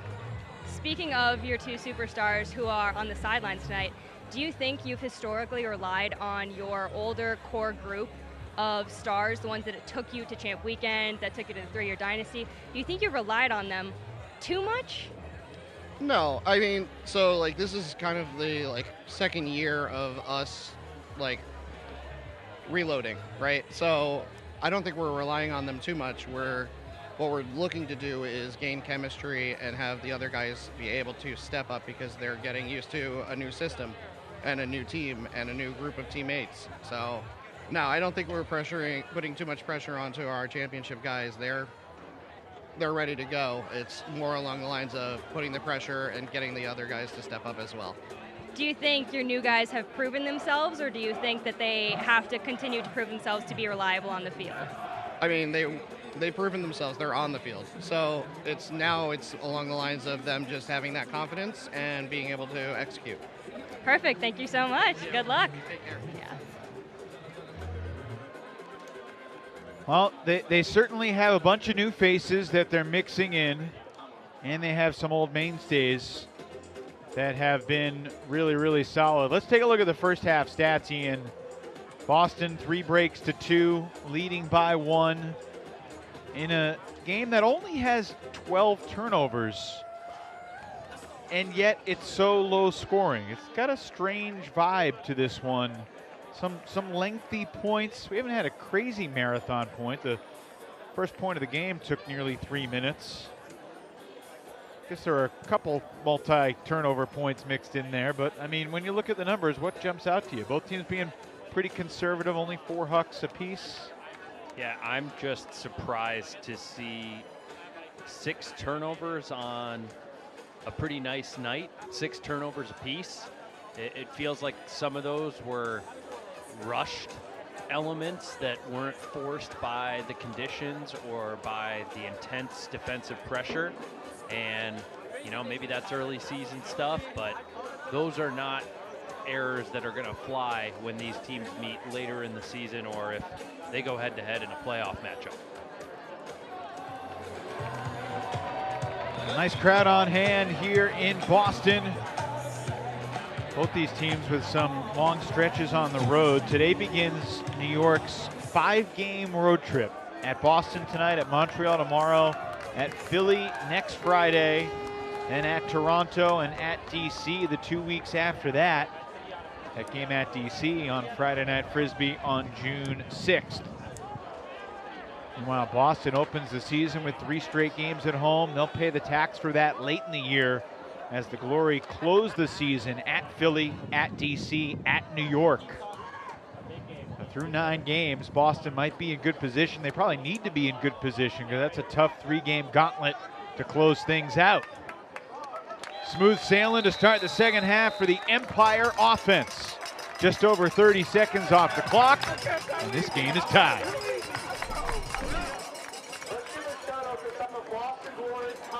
Some of the smoothest movement we've seen from this New York O-line all night. Opened up by some aggressive pivots and fakes all the way out to the wide side on midfield. And once one of those inside shots near midfield was completed in the handler set, New York just continuing to attack. And you can see John Randolph, Marquez Brownlee, Oliver Fay hungry and ready to get a block and a break and try and set the tone here at the start of the second half. We got a beautiful sky here in Medford, Massachusetts, as the Empire pull in a 7-7 game. The wind, as it tends to do, has died down a little bit with the sun going below the horizon as well. Toba Deana, his fair share of highlights in the first half. Resets to Jeff Babbitt, who scored 4 goals in a row for Boston, but also had an uncharacteristic throwaway that helped the Empire get back in it.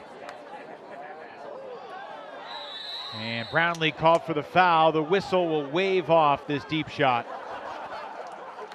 Good defense from the deep referee on Toba Deana.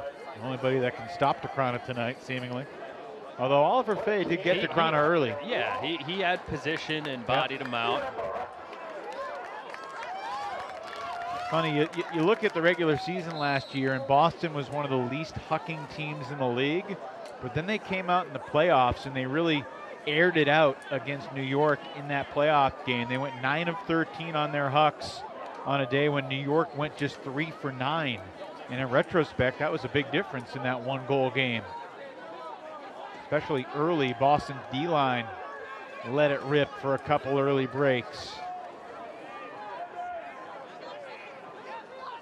Fay on Deana once again here. When you're guarding the same guy, Ian, point after point after point over the course of a long game, what's the mindset defensively?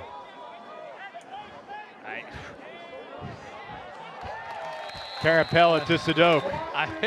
It's so hard to answer that with a blanket statement because it depends on who you're guarding, right? That's fair. You know, you're running through your defensive playbook and Rolodex of, okay, he's done the jump cut on this point. Okay, we've seen him slash on this point. Okay, we've seen them call this pull play, so this one's probably not coming for a couple other points. You gotta rely on your preparation, I think, is kind of the best answer that you can give, and obviously your other defensive principles. Don't get sucked into any shoulder shimmies or head bobs. Keep your eyes on the hips and constantly make sure you're repositioning and adjusting to the best position of the defense. There's the token sunset shot as Boston pulls to New York up 8-7. Early stages here in the third quarter. The start of a massive weekend on WatchUFA.tv. Minnesota, Chicago tomorrow. Carolina, Atlanta ×2 tomorrow. And a low throw and a turnover. The swing intended for Shapiro off his hands. Backer dishing with Johnson go.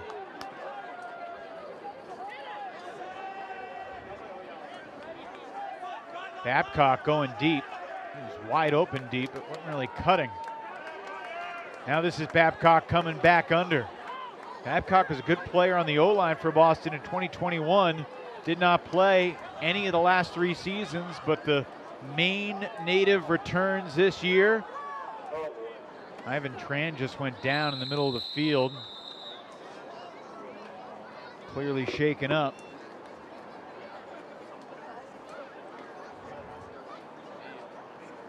Hopefully this is just a cramp and nothing more serious than that.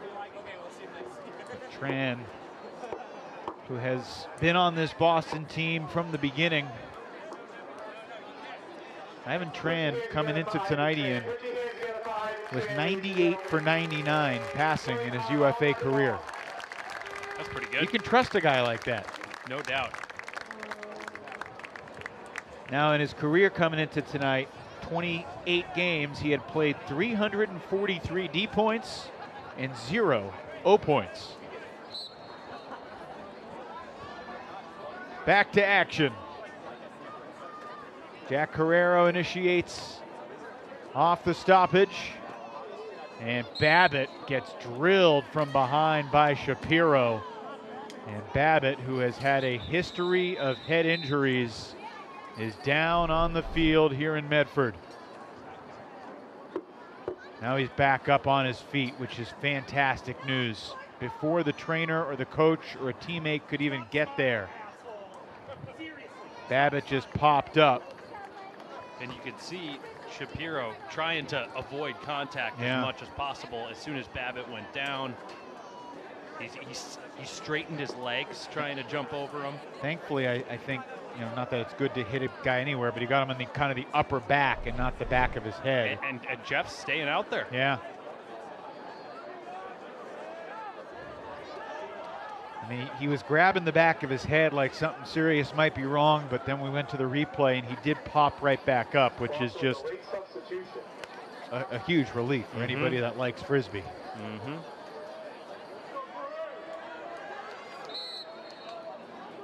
Babbitt with a disc, 5 yards shy of the goal line, resets. It's Backer with some pretty good red zone defense from New York, forcing the tough throw, but when you have a release valve like Jeff Babbitt, even after he's shaken up earlier in the point, Babbitt's big night continues, his 5th goal of the night, and Boston gets the break. I mean, he's been stretching the field from mid-range. He's been attacking in the red zone. He's been posterizing defenders in the deep space. He could just hurt you from anywhere. Well, that was the sensational score when he skied between 2 New York defenders. And this was really a Decrana highlight more than a Babbitt highlight. Toba going up. Here's the most recent score to make it 9-7 Glory. Referee signaled that pull did touch inbounds first. Yeah, so Randolph forced to initiate deep in his end zone. This is Callahan country, trying to weave it around. It's not by the sideline, and it's ruled incomplete. Simmons could not keep it in. So the pull leads to the desperation shot against the double team, and another break chance for Boston on the doorstep of their largest lead of the night. And there it is. Johnson go to Allen to make it 10-7.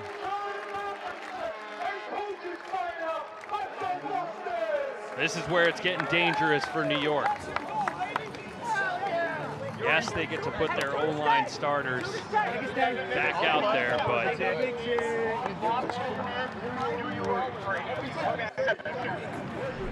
just surrendering this break. And all credit to the Boston defense. Not only did they execute a phenomenal pull, they covered it well and forced a coverage sack.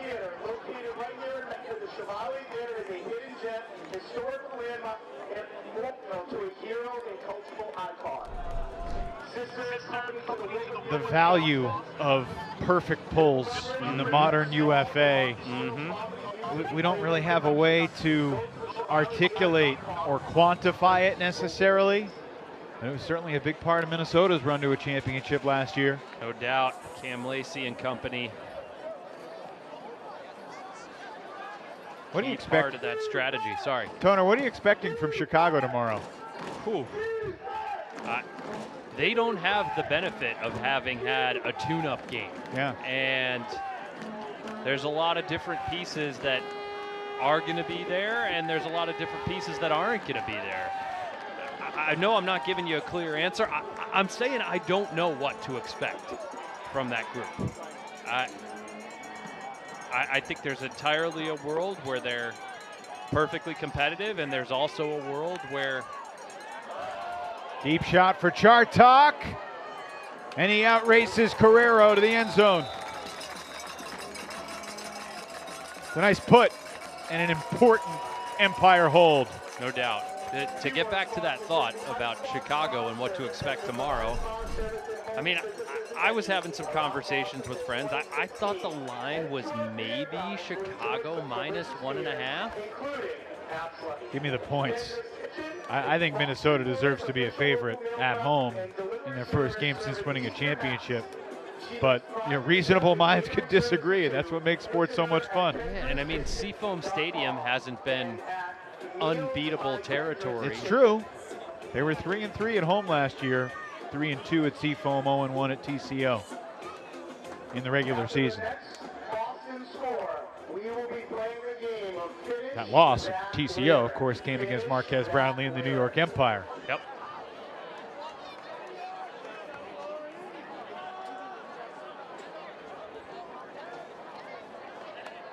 All right. Do I get to ask you what you'd set the line at for Minnesota, Chicago tomorrow? Minnesota by 2.5. Okay. You taking Chicago in the points? I think so. I think so. That's a blade and a dangerous one, but it's caught by Davis. Babbitt had a couple guys going deep, but he takes the more sure thing. Resetting for Carapella. Here's Cable coming under. Relatively quiet evening from Orion Cable. Of course, someone on this Boston O-line theoretically has to be on the quieter side. They've got a lot of dynamic cutters downfield. Yeah, I think that's... Well, Cable on cue, drops the hammer. Carapella in the end zone. I think that's indicative of a player and a collection of teammates that are bought into the success of the group, right? Doesn't matter if Toby's the one getting the stats, doesn't matter if Jeff's the one finishing. As long as they're making space for each other and the team is winning, it feels like through their actions, that's the most important thing to this group. Sam Rosenthal speaks highly of Orion Cable. Cable now 24.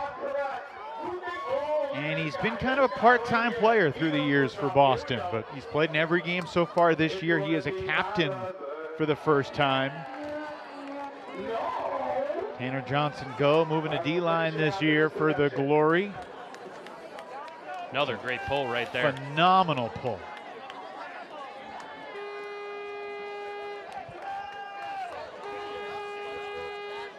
New York trailing by 3.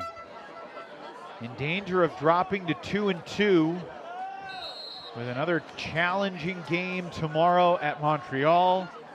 Another challenging game at undefeated Philadelphia next Friday night. And a beautiful appetizer on watchufa.tv before Free Friday Frisbee with Seattle and Salt Lake next week. How about that dump defense there by Boston's Jason Tapper? That's not easy to do. Make John Randolph go to his third look. Another shot from Brown to Yacht. And Yacht with a left hand rips it down. Majestic put from Calvin Brown. Ben Yacht did the rest.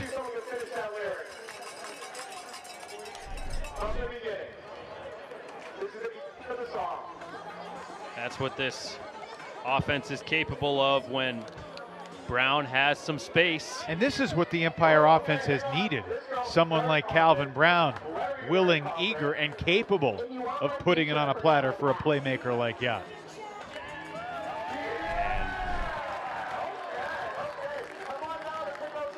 Yacht conversing with LeBar there on the sideline. There are ways that this New York offense can get Brown or Shepard the disc in space and have them be the gunslingers to the deep space. They just gotta find ways to do that a little more and take advantage of that strength.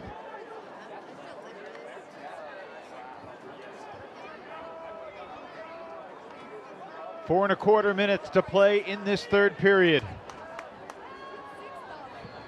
Cable on the big swing, lets it rip. A laser beam forehand. DeCrona on his horse. Toba DeCrona brings it in for the Boston score. Well, the only reason that Cable had that uncontested deep shot was because the Empire defender Jacob Cowan was the last back defender earlier in the sequence, and he had peeled off to help his other teammate.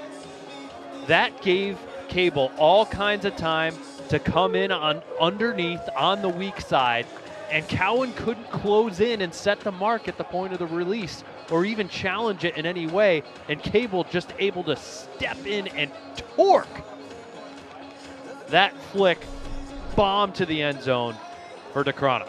That was an absolute missile. And DeCrona read it perfectly. with Faye's footsteps nearby. Rookie of the Year in 2024. What's next for the young Belgian star? Immediately, he's trying to get Boston to 3-0, heading into a showdown at DC on Sunday. Yacht, uncontested catch near the sideline. Randolph out there on offense this point. Not an easy throw there from Calvin Brown to get the New York offense out of jail right off the get-go. Labar to Chartok. That's a Boston hold in 29 seconds. Or excuse me, a New York hold at Boston's expense. Thinking about how Sam Rosenthal was saying we can't let them score in 30 seconds. That's what just happened. We have another t-shirt launch happening at the end of the third quarter. This time it won't get shot into Route 93. Matt Labar is not a guy we've talked a lot about, Ian, but he has taken on a lot more responsibility. He played exactly 0 O points his first 3 years on the Empire, and then started to get a few opportunities last year, and now he's a full-timer on the O-line, and he has earned their trust. Babbitt, just shy of midfield, brings in the floater. To Carapella. Simon Carapella, another really underrated piece for this Boston O-line, alongside the bigger names, the bigger highlights, but Carapella's going to be a really important glue guy for this Glory team as the season continues, you'd think. And Boston without Calvin Stoughton tonight, no Ryan Dinger as well. He joined us late. New York playing without Antoine Davis, who's dealing with a back issue. He was warming up. He was questionable, but he did not decide to activate him. And Jack Williams also tweaked a hamstring in practice Wednesday. Floater testing Shepard, but it's a sky for Cable. Oh, looks like Shepard had it sized up.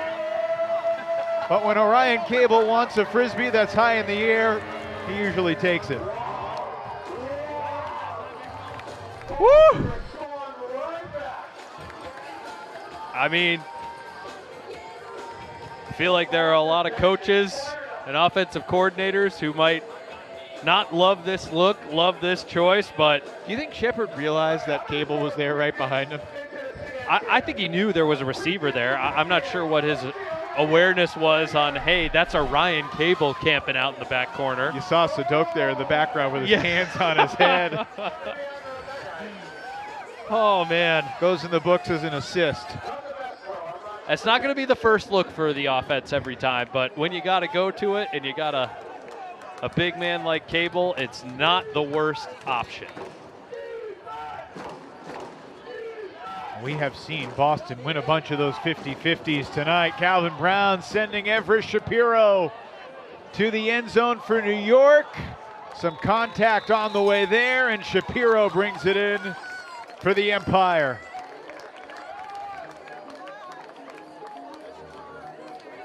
There's some energy that Shapiro's letting out after that score. You get another look. We saw the wonderful dump defense earlier in the quarter from Jason Tapper, and he just lost his footing. Yeah. He's trying to slow down, trying to decelerate, and his cleats fail him. The pesky turf monster got him. But what's going through your mind when Calvin Brown lets her rip again? I love the confidence. I mean, he's always been kind of an undeterred thrower. Doesn't matter the game circumstances, doesn't matter if he's had a turn or two earlier, he's always trying to rip, and he's got to keep this New York defense honest, and I love it, and it's clear this group needs more of it. Still just a 2-goal game. Under 2 to play here in the third.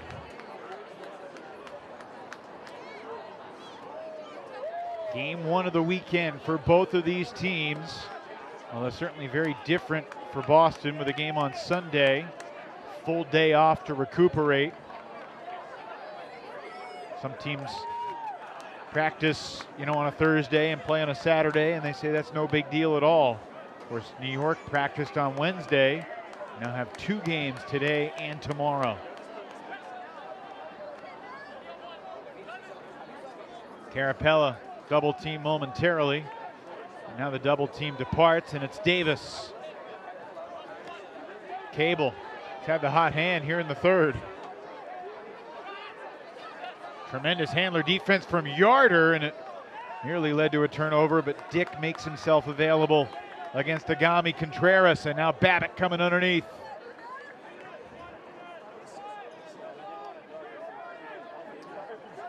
Babbitt makes a move in the reset space. Ben Simmons is trying to do his best. Yeah, I thought he could have pulled the trigger on that under a few throws ago, but... On a bid, you mean? Yeah. Boston tactically taking time off the clock. There's also something to be said for the Empire defense, slowing the Glory down. Under 30 seconds now in the third. Remember, Boston will receive to start the fourth. Babbitt finds the space. DeCrona jogging off the field before Babbitt even caught it. How about that step around and release point from the Belgian star? This is a group that's tough to stop in the red zone.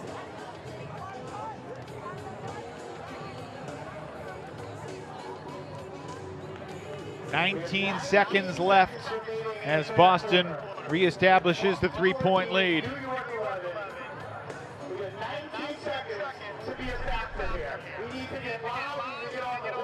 So the big guys staying out there.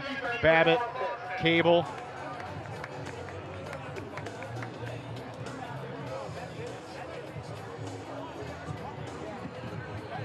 Could be a critical end of quarter, especially with Boston receiving to start the fourth.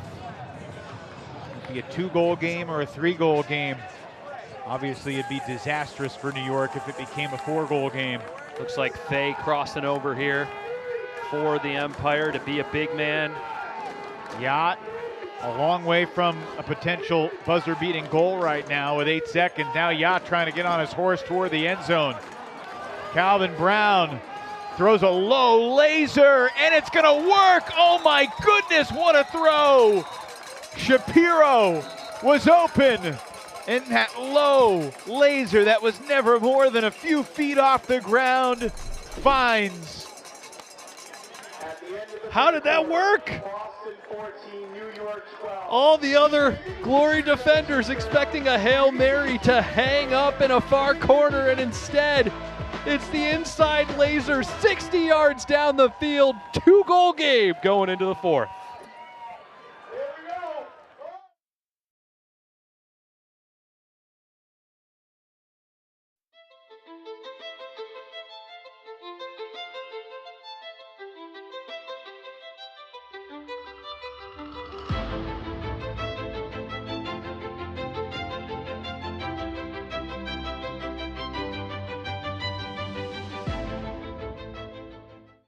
On the green stage, huge bid, gets the touch. Great opportunity for the Germans, and they break with ease. Throw it the full 80 yards to the field? Are you kidding me? And an incredible catch. Are you kidding me? Oh my God!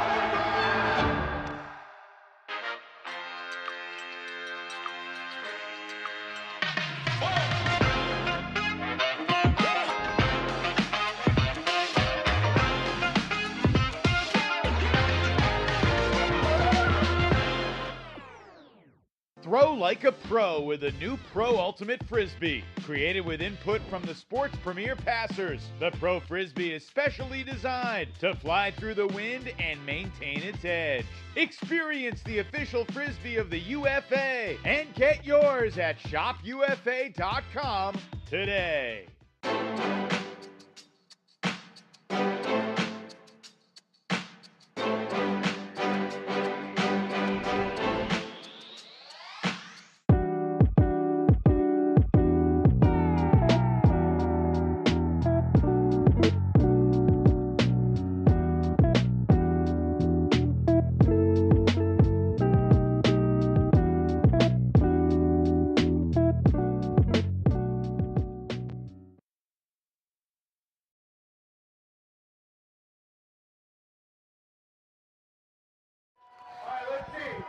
Heading to the fourth quarter here on Friday Night Frisbee, presented by Pabst Light. That throw from Calvin Brown to close out the third was ridiculous and stunning in so many ways.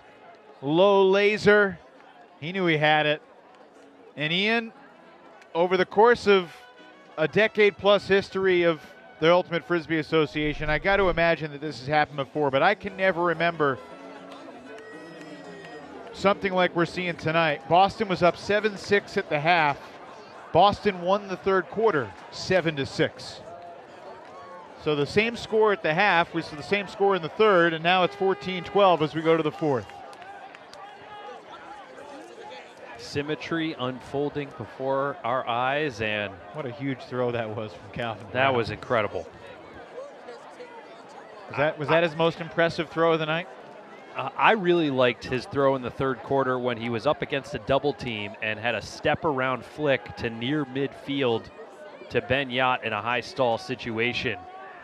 I thought that one was perhaps a little more impressive, but like you said earlier in our broadcast, reasonable minds can disagree.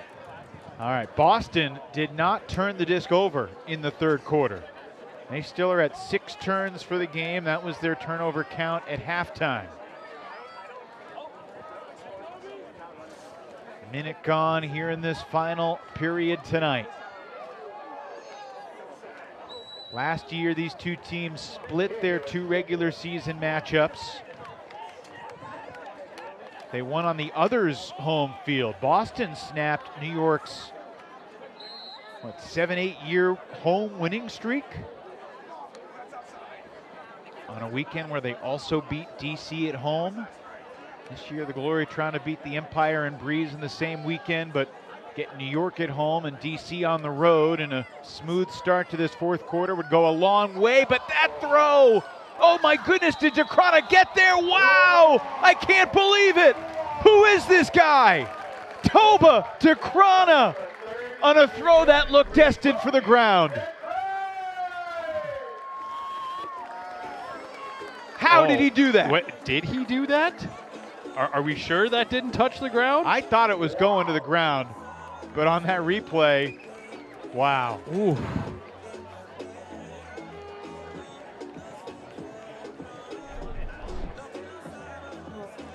A little less blood, but his team's better off for it. Wow. You're with me in thinking that throw from Carapella wasn't going to work when it was in the air, right? 100%. Not that it was a bad choice, just because the execution, the downwind nature, thought it was just going to die before he could get his hand underneath it. So instead of New York with possession and a chance to get back within 1, it's a 3-goal game. Another fantastic Boston pull. Yeah, Tanner Johnson Go has been money with those all night. Calvin Brown accelerates to keep it alive. Holsters what could have been another booming deep shot. Rushmeyer Bailey to Randolph, who's playing more and more offense as this game progresses.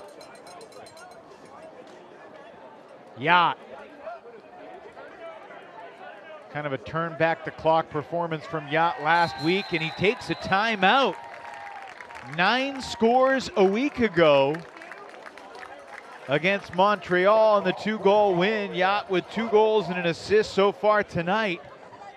And he takes the first timeout of the second half for New York with 9:34 to play. I mean, of course, you want to have your timeouts for more critical late game situations, but I don't hate this. This is pretty close to a must-hold situation, and if he didn't feel confident in his ability to get a reset, I like that choice. And also great to see Ivan Tran back out there after taking the injury. I believe it was last quarter. Yep. Carrero and Tran set the double team. There was excellent defense in that up line, backhand space from I think it was Rocco Linehan. Just an update. Boston Celtics 18, New York Knicks 24. End of the first quarter. We just announced the Knicks-Celtics score at the end of 1. I'm not sure it is the end of one. On my iPad, it's currently 10 seconds to go in the first, but perhaps I'm behind. No, that's not the end of the first quarter. The Knicks just scored again. But we don't need to talk about that. Off the timeout, it's a reset, and Randolph keeps it alive and connects with Jonas. Rushmeyer-Bailey up the line for Labar. It's been a patchwork kind of night for the New York Empire. Without Jack Williams, without Antoine Davis, Rushmeyer-Bailey arrived to the stadium late because he had jury duty obligations earlier today.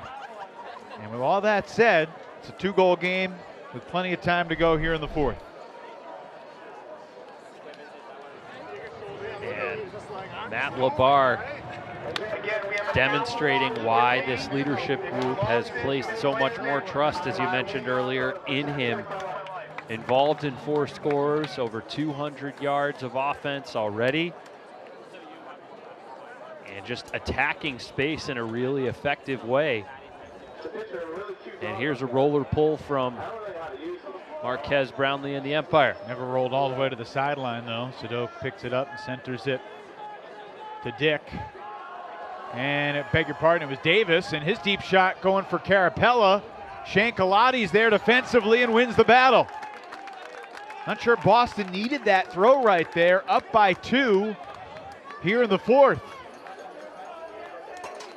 And remember, the Empire only have 1 timeout left. I'm sure Matt Stevens and Anthony Nunez would love to save it if their D-line shows some progress. Tristan Yarder to Oliver Fay. Their first game playing together. Oh, and an errant reset from Fay. He wants the foul. He's kind of in disbelief that no call came. Sadok feeds to Krana underneath. Brownlee sets the mark. And up the line, the acrobatic effort from Fay comes up empty. And Boston retakes a 3-goal lead.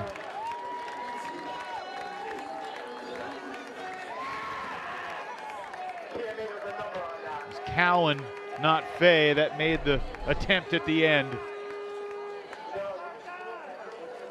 So here's the first turnover of the point.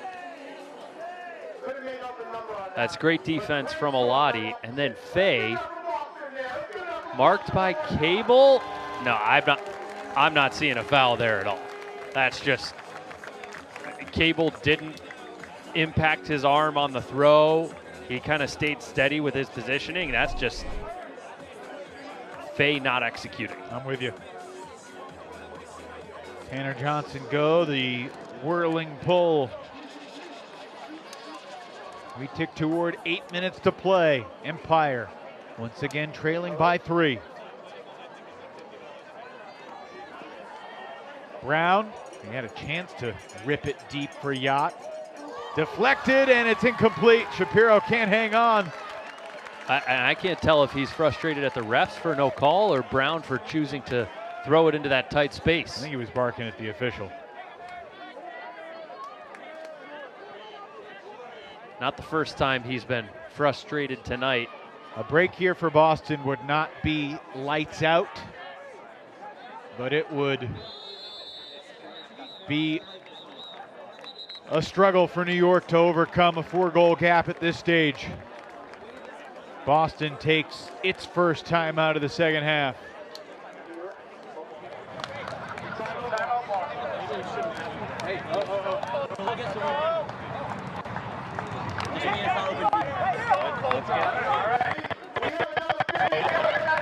Actually, even with Lundy going deep, make it look like an up line. I don't want you to hit the up line like egregiously open. If they might not guard the deep, that's I want both teams, I believe, only have 1 on the opposite side. Have the line with his guy. Ideally, your last guy is going to get picked up. Where's that in Token? 10 seconds. Yeah. 10 seconds. 10 seconds. So, thanks to our excellent work from our crew, we know Ben Sadok is going to try and sell an up line and turn it into a deep cut. That's what the play call is. And the hope is that that pulls Orion Cable's defender from the back of the stack and opens up a wide open underneath, potentially on the break or weak side for Cable. It's interesting. I'm sure the Glory coaches love that we're breaking this down. And it's interesting to think about the chess match, because if someone has a sense of what New York might do defensively out of the timeout, it's Jeff Babbitt. Well, there's Cable getting it under. Kind of worked. Sorry, I interrupted you. No, you always have to have a second, third, fourth option ready. Carapella to Sadok. Nice recognition of the poach there. Yep. Jonas peeled off. Now Jonas recovering. Carapella thrown open. And into the end zone for Ben Sadok. Boston with its largest lead of the night.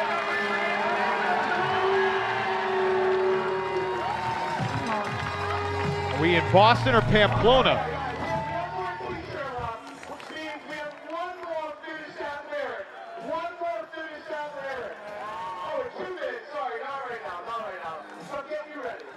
This is great work from Boston after the timeout. Nothing really too close for comfort. Just executing and putting the pressure squarely back on New York. You need to hold and you need to get your defense back out there. This is that phase of the game that Sam Rosenthal has been talking about and that we've kind of harped on a few times earlier in the night. Make this group work hard and convert a hold that takes longer than 2 minutes. That isn't a 5-throw, 30-second score. I think the message has to be, don't let Calvin Brown beat you with a huck. For sure. Another phenomenal pull. Brown from the back of his end zone. Rushmeyer Bailey continues for LeVar. He's got Shapiro going. Everest makes the adjustment and brings it in. Still 20 yards to go. Randolph. Hammer. Yacht. Every time we bring this up, New York just finds a way to answer quickly. Another 30-second possession. Goodness.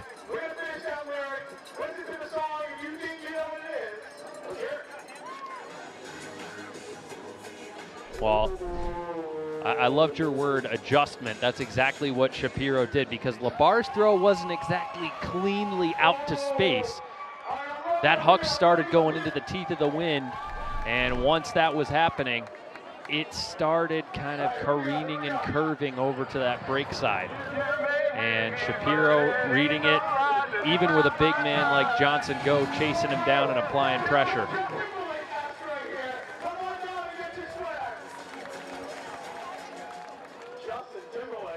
Shepard out there for a deep point. He did not play a single deep point in New York's first 3 games of the season. Yeah, I'm really intrigued by this deployment and utilization. You know, okay, I guess you want to have his big shot ability on the turn if you can get a turn. There you go. Shankalati coming through. Whistles everywhere and concern over the status of Alati.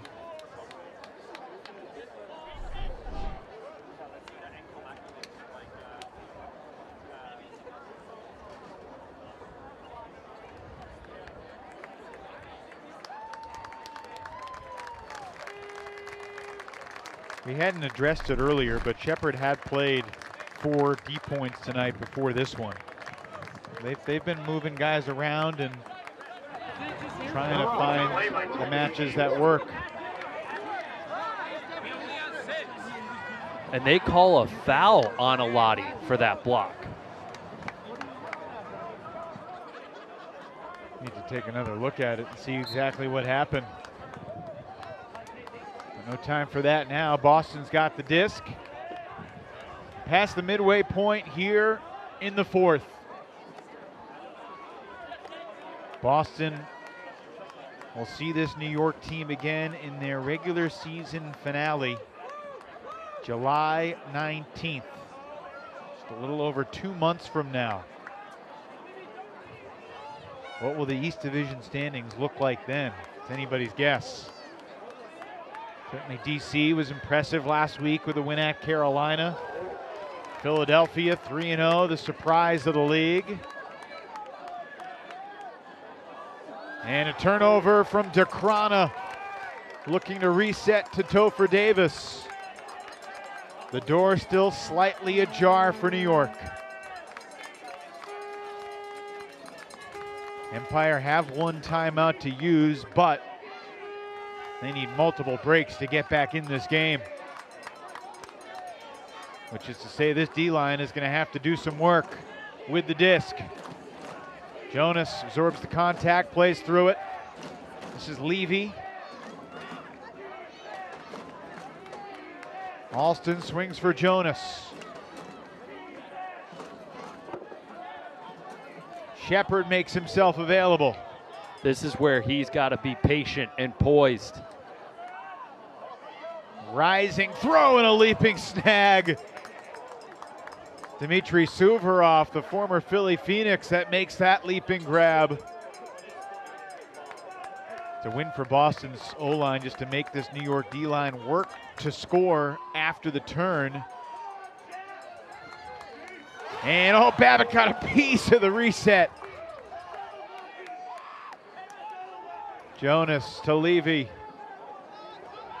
Alati is wide open in the back of the end zone. Beg your pardon, that's Sakdeva. Now we get the hammer cross field. Suvorov, he had it and he couldn't hang on. Oh, he attacked it with one hand and not two. Oh, you gotta try and pancake that. Stunning.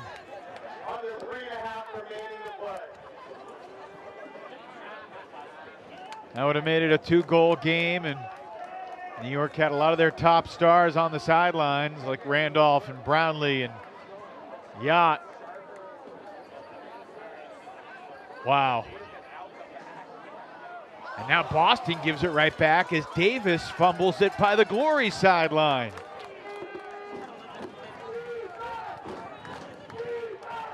This is crazy. This is do or die time for the Empire. They need to score here and relatively quickly. I would have thought about a timeout there, but to get it to Jonas and now up the line and into the end zone. Axel, Agami, Contreras brings the Empire within 2 with 2:41 to play. Wow. A Dekrana turf, a Suvorov drop, a Davis bobble. Fatigue is rearing its head. This has been a long, hard game, and there's another look at Alati, who took the injury, and the foul was ultimately called. I'm still not sure about that foul. There's certainly some contact in the back. Yeah, I don't think the Boston receiver had caught it.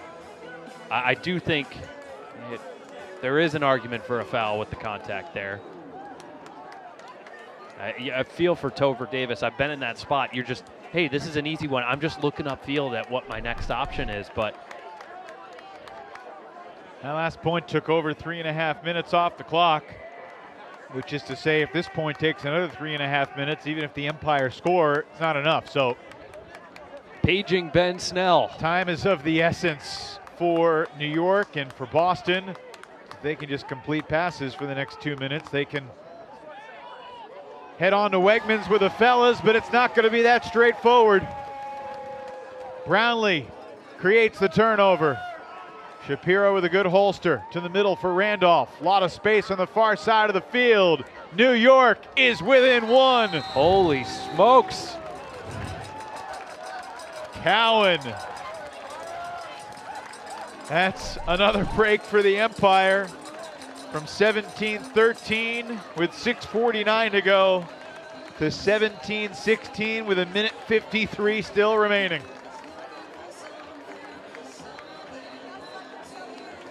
Hope folks didn't turn off the TV when it became a 4-goal game midway through the 4th. Not Boston, New York.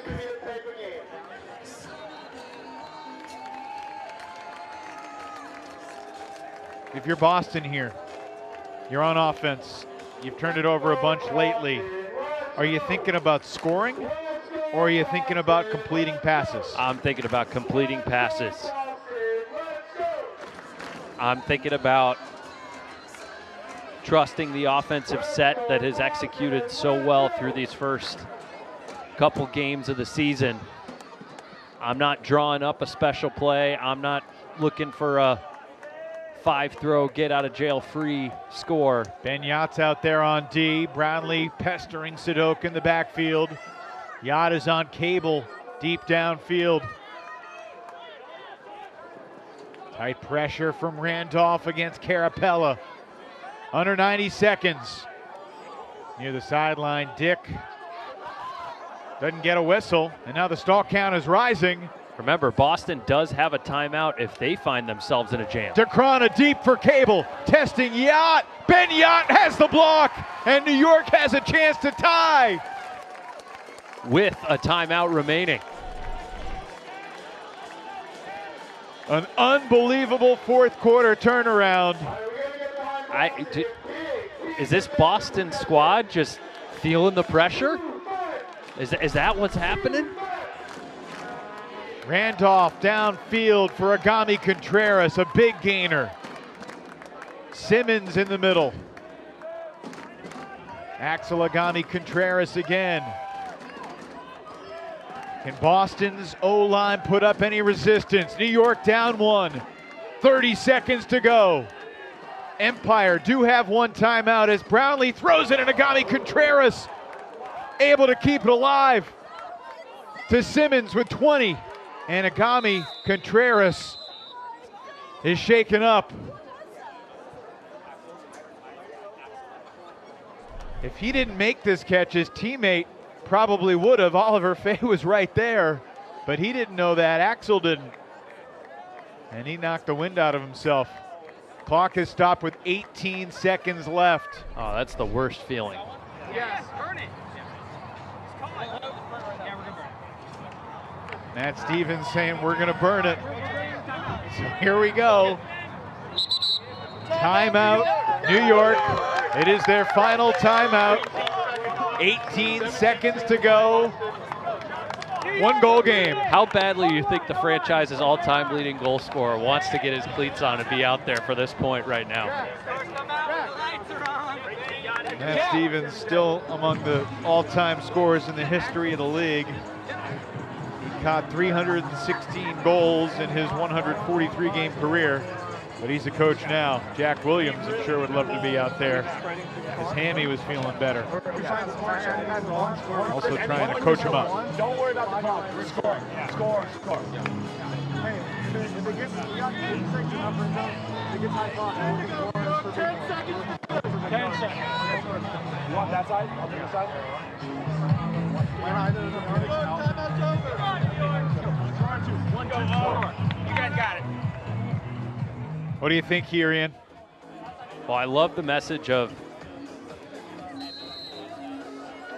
just worry about using your offense and not thinking about the clock. John Randolph is in the end zone. It's a 4-0 New York run. And we are tied with 13 seconds to go. Holy cow. I mean, what a choice there, testing Ben Yacht. I know Cable's a massive receiver, but if that throw's not perfect, you know Yacht's going to have a shot. And pretty good defense from Boston. Oh, yeah. But Vershmeyer Bailey trusts John Randolph. And I would trust him in the reset space 8 days a week. This is an incredible sequence here. We've got 15 seconds on the clock.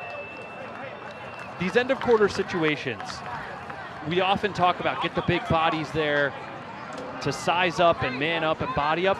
That first layer of defending where the handler catches the centering pass and tries to get in a more advantageous at midfield, that is an underrated phase of the game. And if this New York defense can frustrate in that area, I think they can neutralize the shot and having a Hail Mary really be a threat here.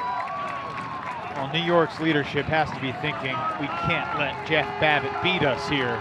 But that's obviously easier thought or said exactly than executed. I think the defensive strategic point is, yes, of course, you need to have body-on-body position, but I think they want to do everything they can to not even let that throw hit off in the first place. They've added a few seconds to the clock, which is smart because the clock shouldn't have started until Ruchmeyer-Bailey released the disc. So 18 seconds for the Glory. A Boston, New York classic coming down to the wire. Sadok picks up, gives it to Dick. 13 seconds for Sadok, and now Tanner Johnson go. He's been in this spot before. Sadok with 6. Tanner Johnson go, lets it fly. Looking for Jeff Babbitt, surrounded in the end zone. It's knocked down. Babbitt's calling for a foul. The official says it's incomplete. And we are headed to overtime. I saw Babbitt mouth draped on my back right there.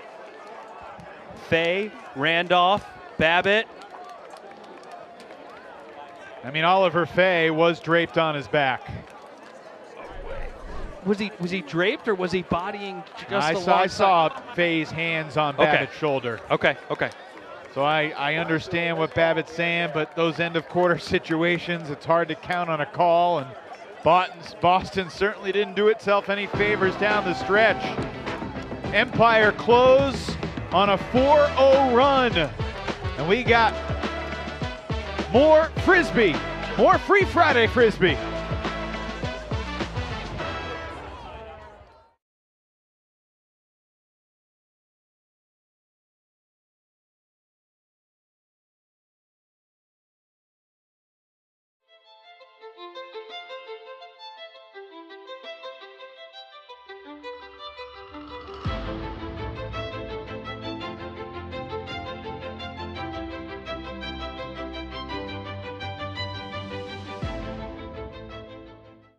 On the green stage, huge bid, gets the touch. It's a great opportunity for the Germans, and they break with ease. Throw it the full 80 yards to the field. Are you kidding me? And an incredible catch. You are kidding me. Oh my God.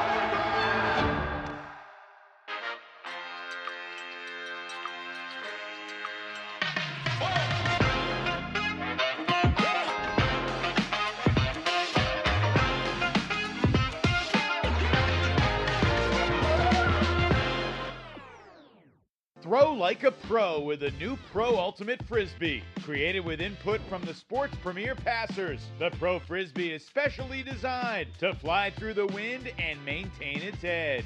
Experience the official Frisbee of the UFA and get yours at shopufa.com today.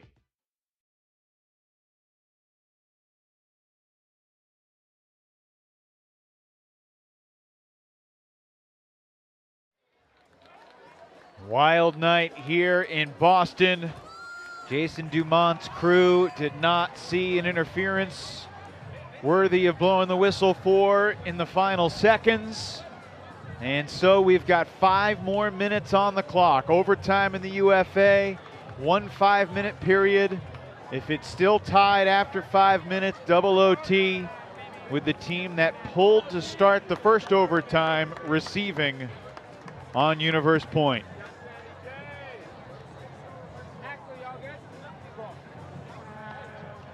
We've seen some heart from this Empire team tonight, Ian. Down 17-13 with 6:49 to play. Hats off to this group. I mean, there were multiple times in that quarter when we thought they were cooked. And they kept fighting. They valued the disc when it mattered most. And now they've earned themselves some more playing opportunity, some more playing time, and a chance to emerge victorious. It's been nearly 7 minutes of game time since Boston last scored. They begin this overtime period on 0. Ryan Cable had some beautiful deep throws in the midway portion of the game, but things a little bit more tense right now. Nobody for Boston wants to make the mistake. They had 6 turnovers, Ian, in the fourth quarter after turning it over 0 times in the third.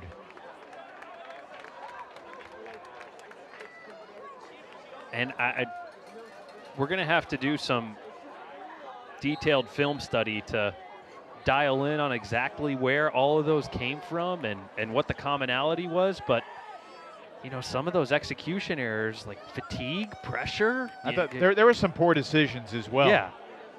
The deep shots that didn't need to be thrown. Yeah, the Huck with Yacht defending. Yeah.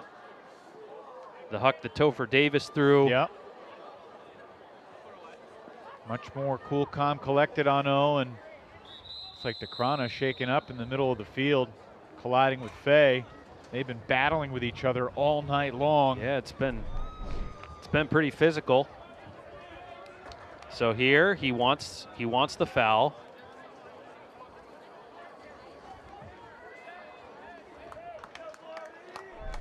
Hard to tell if there was contact there, if Dekrana just caught something. All right, Toba's on the sidelines. Cable with a stall count rising, able to connect with Davis. Phenomenal dump defense from Agami Contreras. Cable calling for it. Cable pulls it in. Back corner of the end zone. Boston up 1.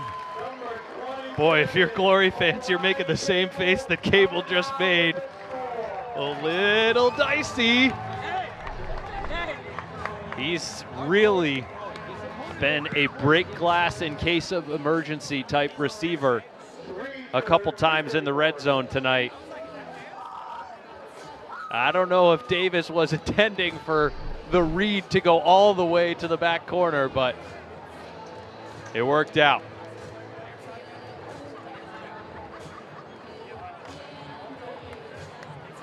Couple goals, couple assists for the towering presence that is Orion Cable.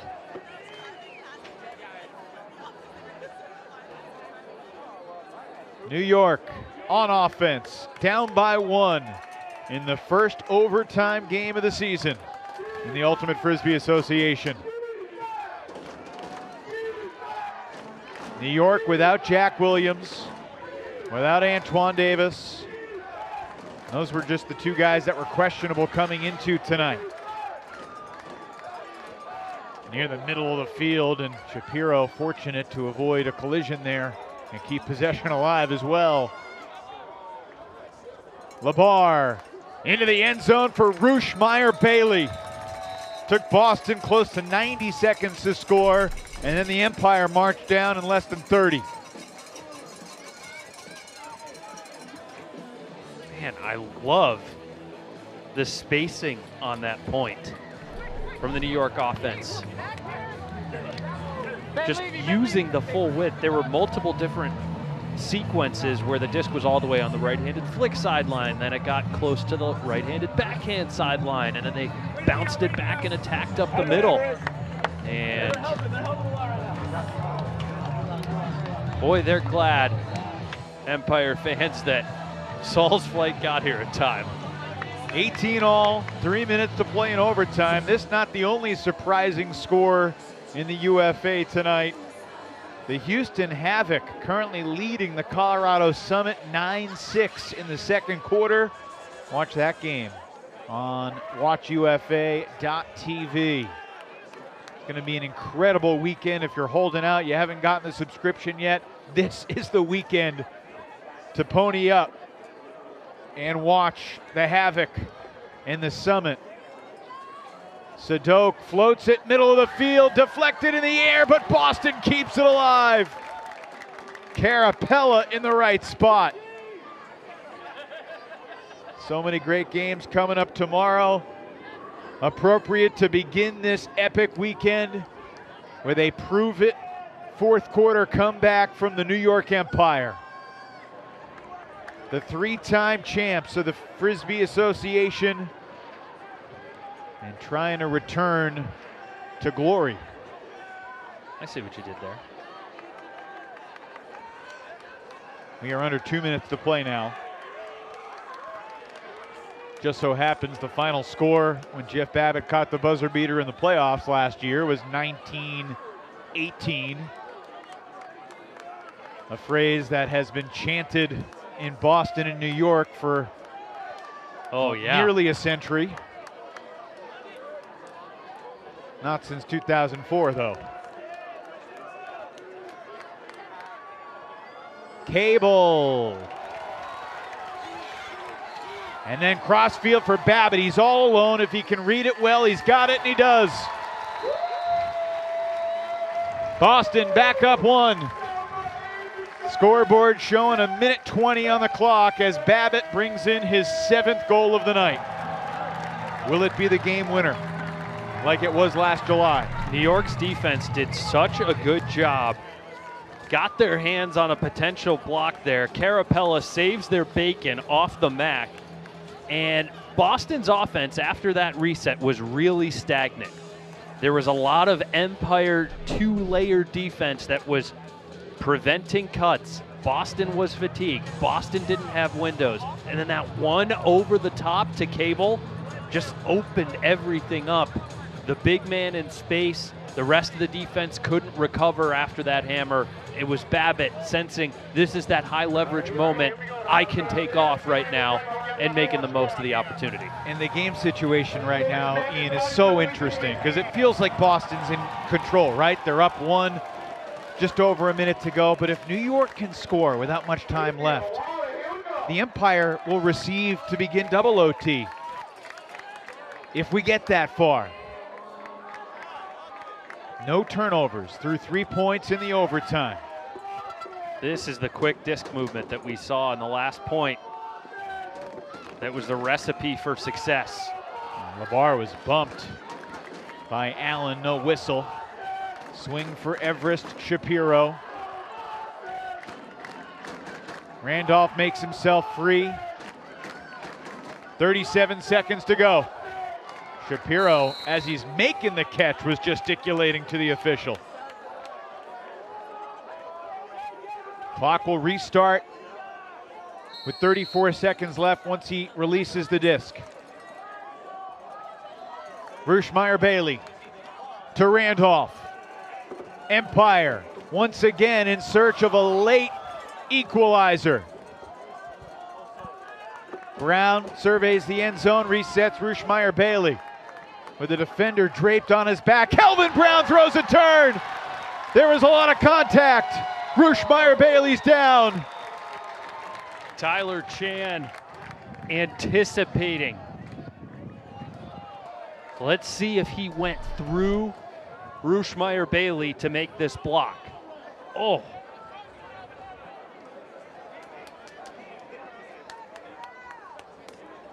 I mean, he did get his ankles taken out. I think two things can be true. It can be great anticipation, and it can also be a foul.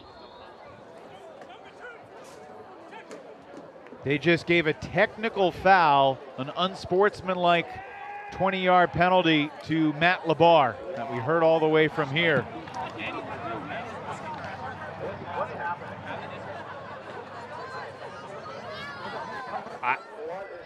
I'm surprised that there was no foul call there. Me too.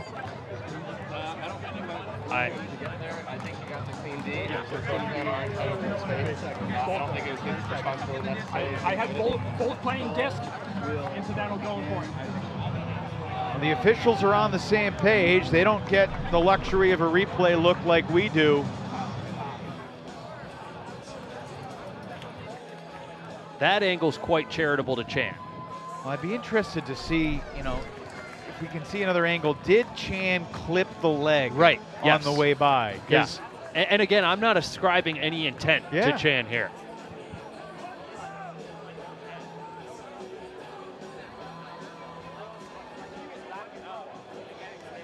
So Boston's going to get the disc, and there's only 10 seconds left.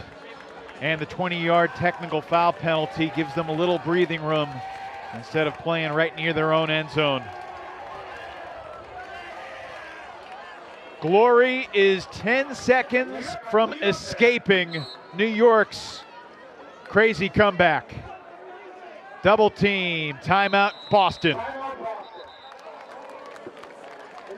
That's great defensive work there from the umpire. It's been a stressful last half hour for Sam Rosenthal.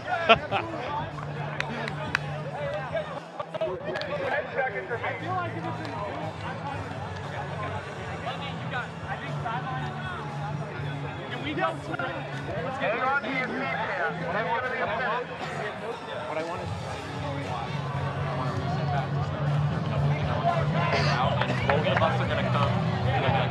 Yes, I know. Yeah, we need one. So if you, one of us is going to come back and get it, listen! One of us is going to the other one's going to continue behind them. We're just going to, Ryan and I. Okay. 10 seconds coming in. And then hold it after that. Why do you pick up, stay behind?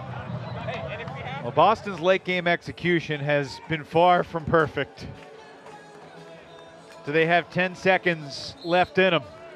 Here we go. Sadok, double teamed. Completes one. Boston needs one more completion to end it. It's on the ground, but we got a foul. Yeah, Davis clearly got fouled there in his windup. Now the clock is stopped with 4 seconds left. New York does have a timeout. Oh, no, they don't. We got to take that off. New York out of timeouts. Boston needs one more completion. They throw it length of the field, and that'll do it. Toba Deana has the game-sealing completion, and the Boston Glory have survived and taken the overtime result over their New York rivals. Once again, the final score here at Hormel: Glory 19, Empire 18. Another epic chapter in this classic East Division rivalry.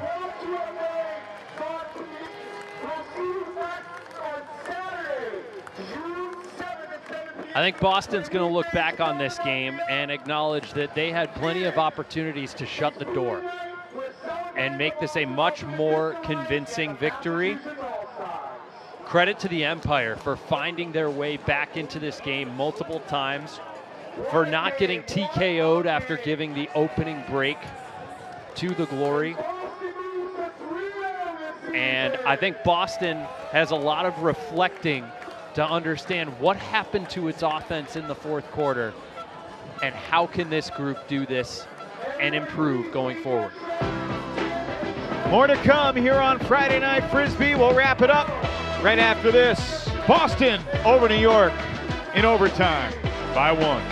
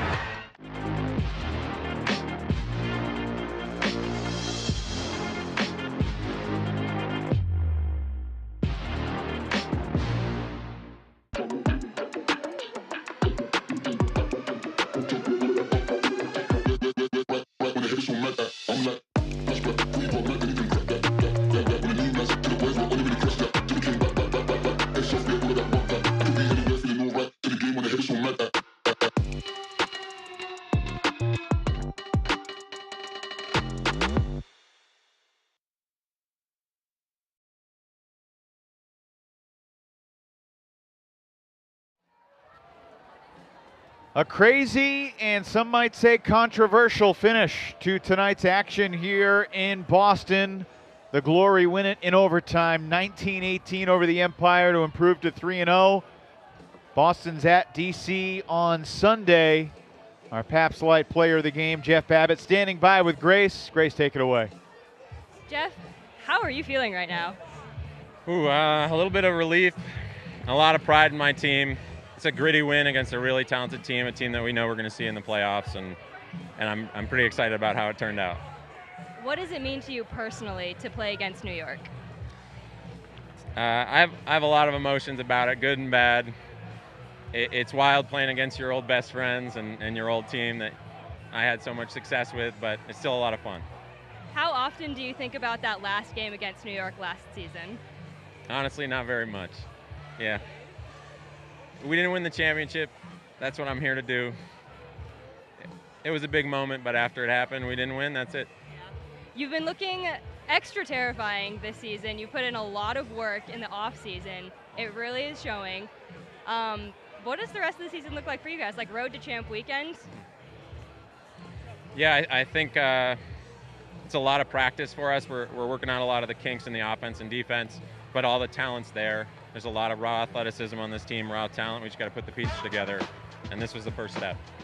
Perfect, amazing, thank you so much. Now I know you don't drink, but I definitely drink. So could you give me a little Pabst Light ASMR to? Absolutely. Thank you. There you go. Back to the booth. Thank you.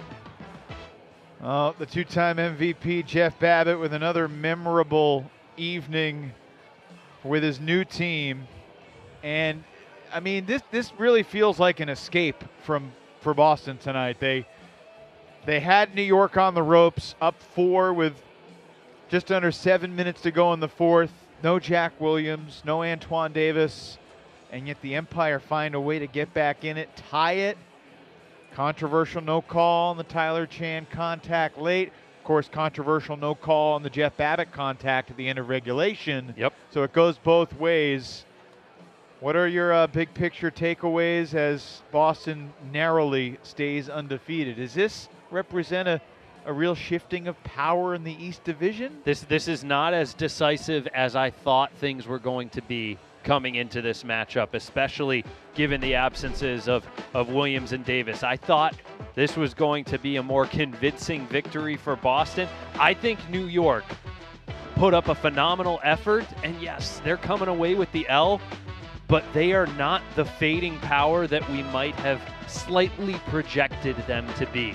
I think they've got more fight in them than we anticipated. A lot of heart, a lot of guts tonight from New York, but the win still goes to Boston, and now the Empire have a quick turnaround tomorrow at Montreal, where the Royale fans will be rowdy and looking for the win. What a night here in the Ultimate Frisbee Association. The action continues right now on WatchUFA.tv. Colorado and Houston.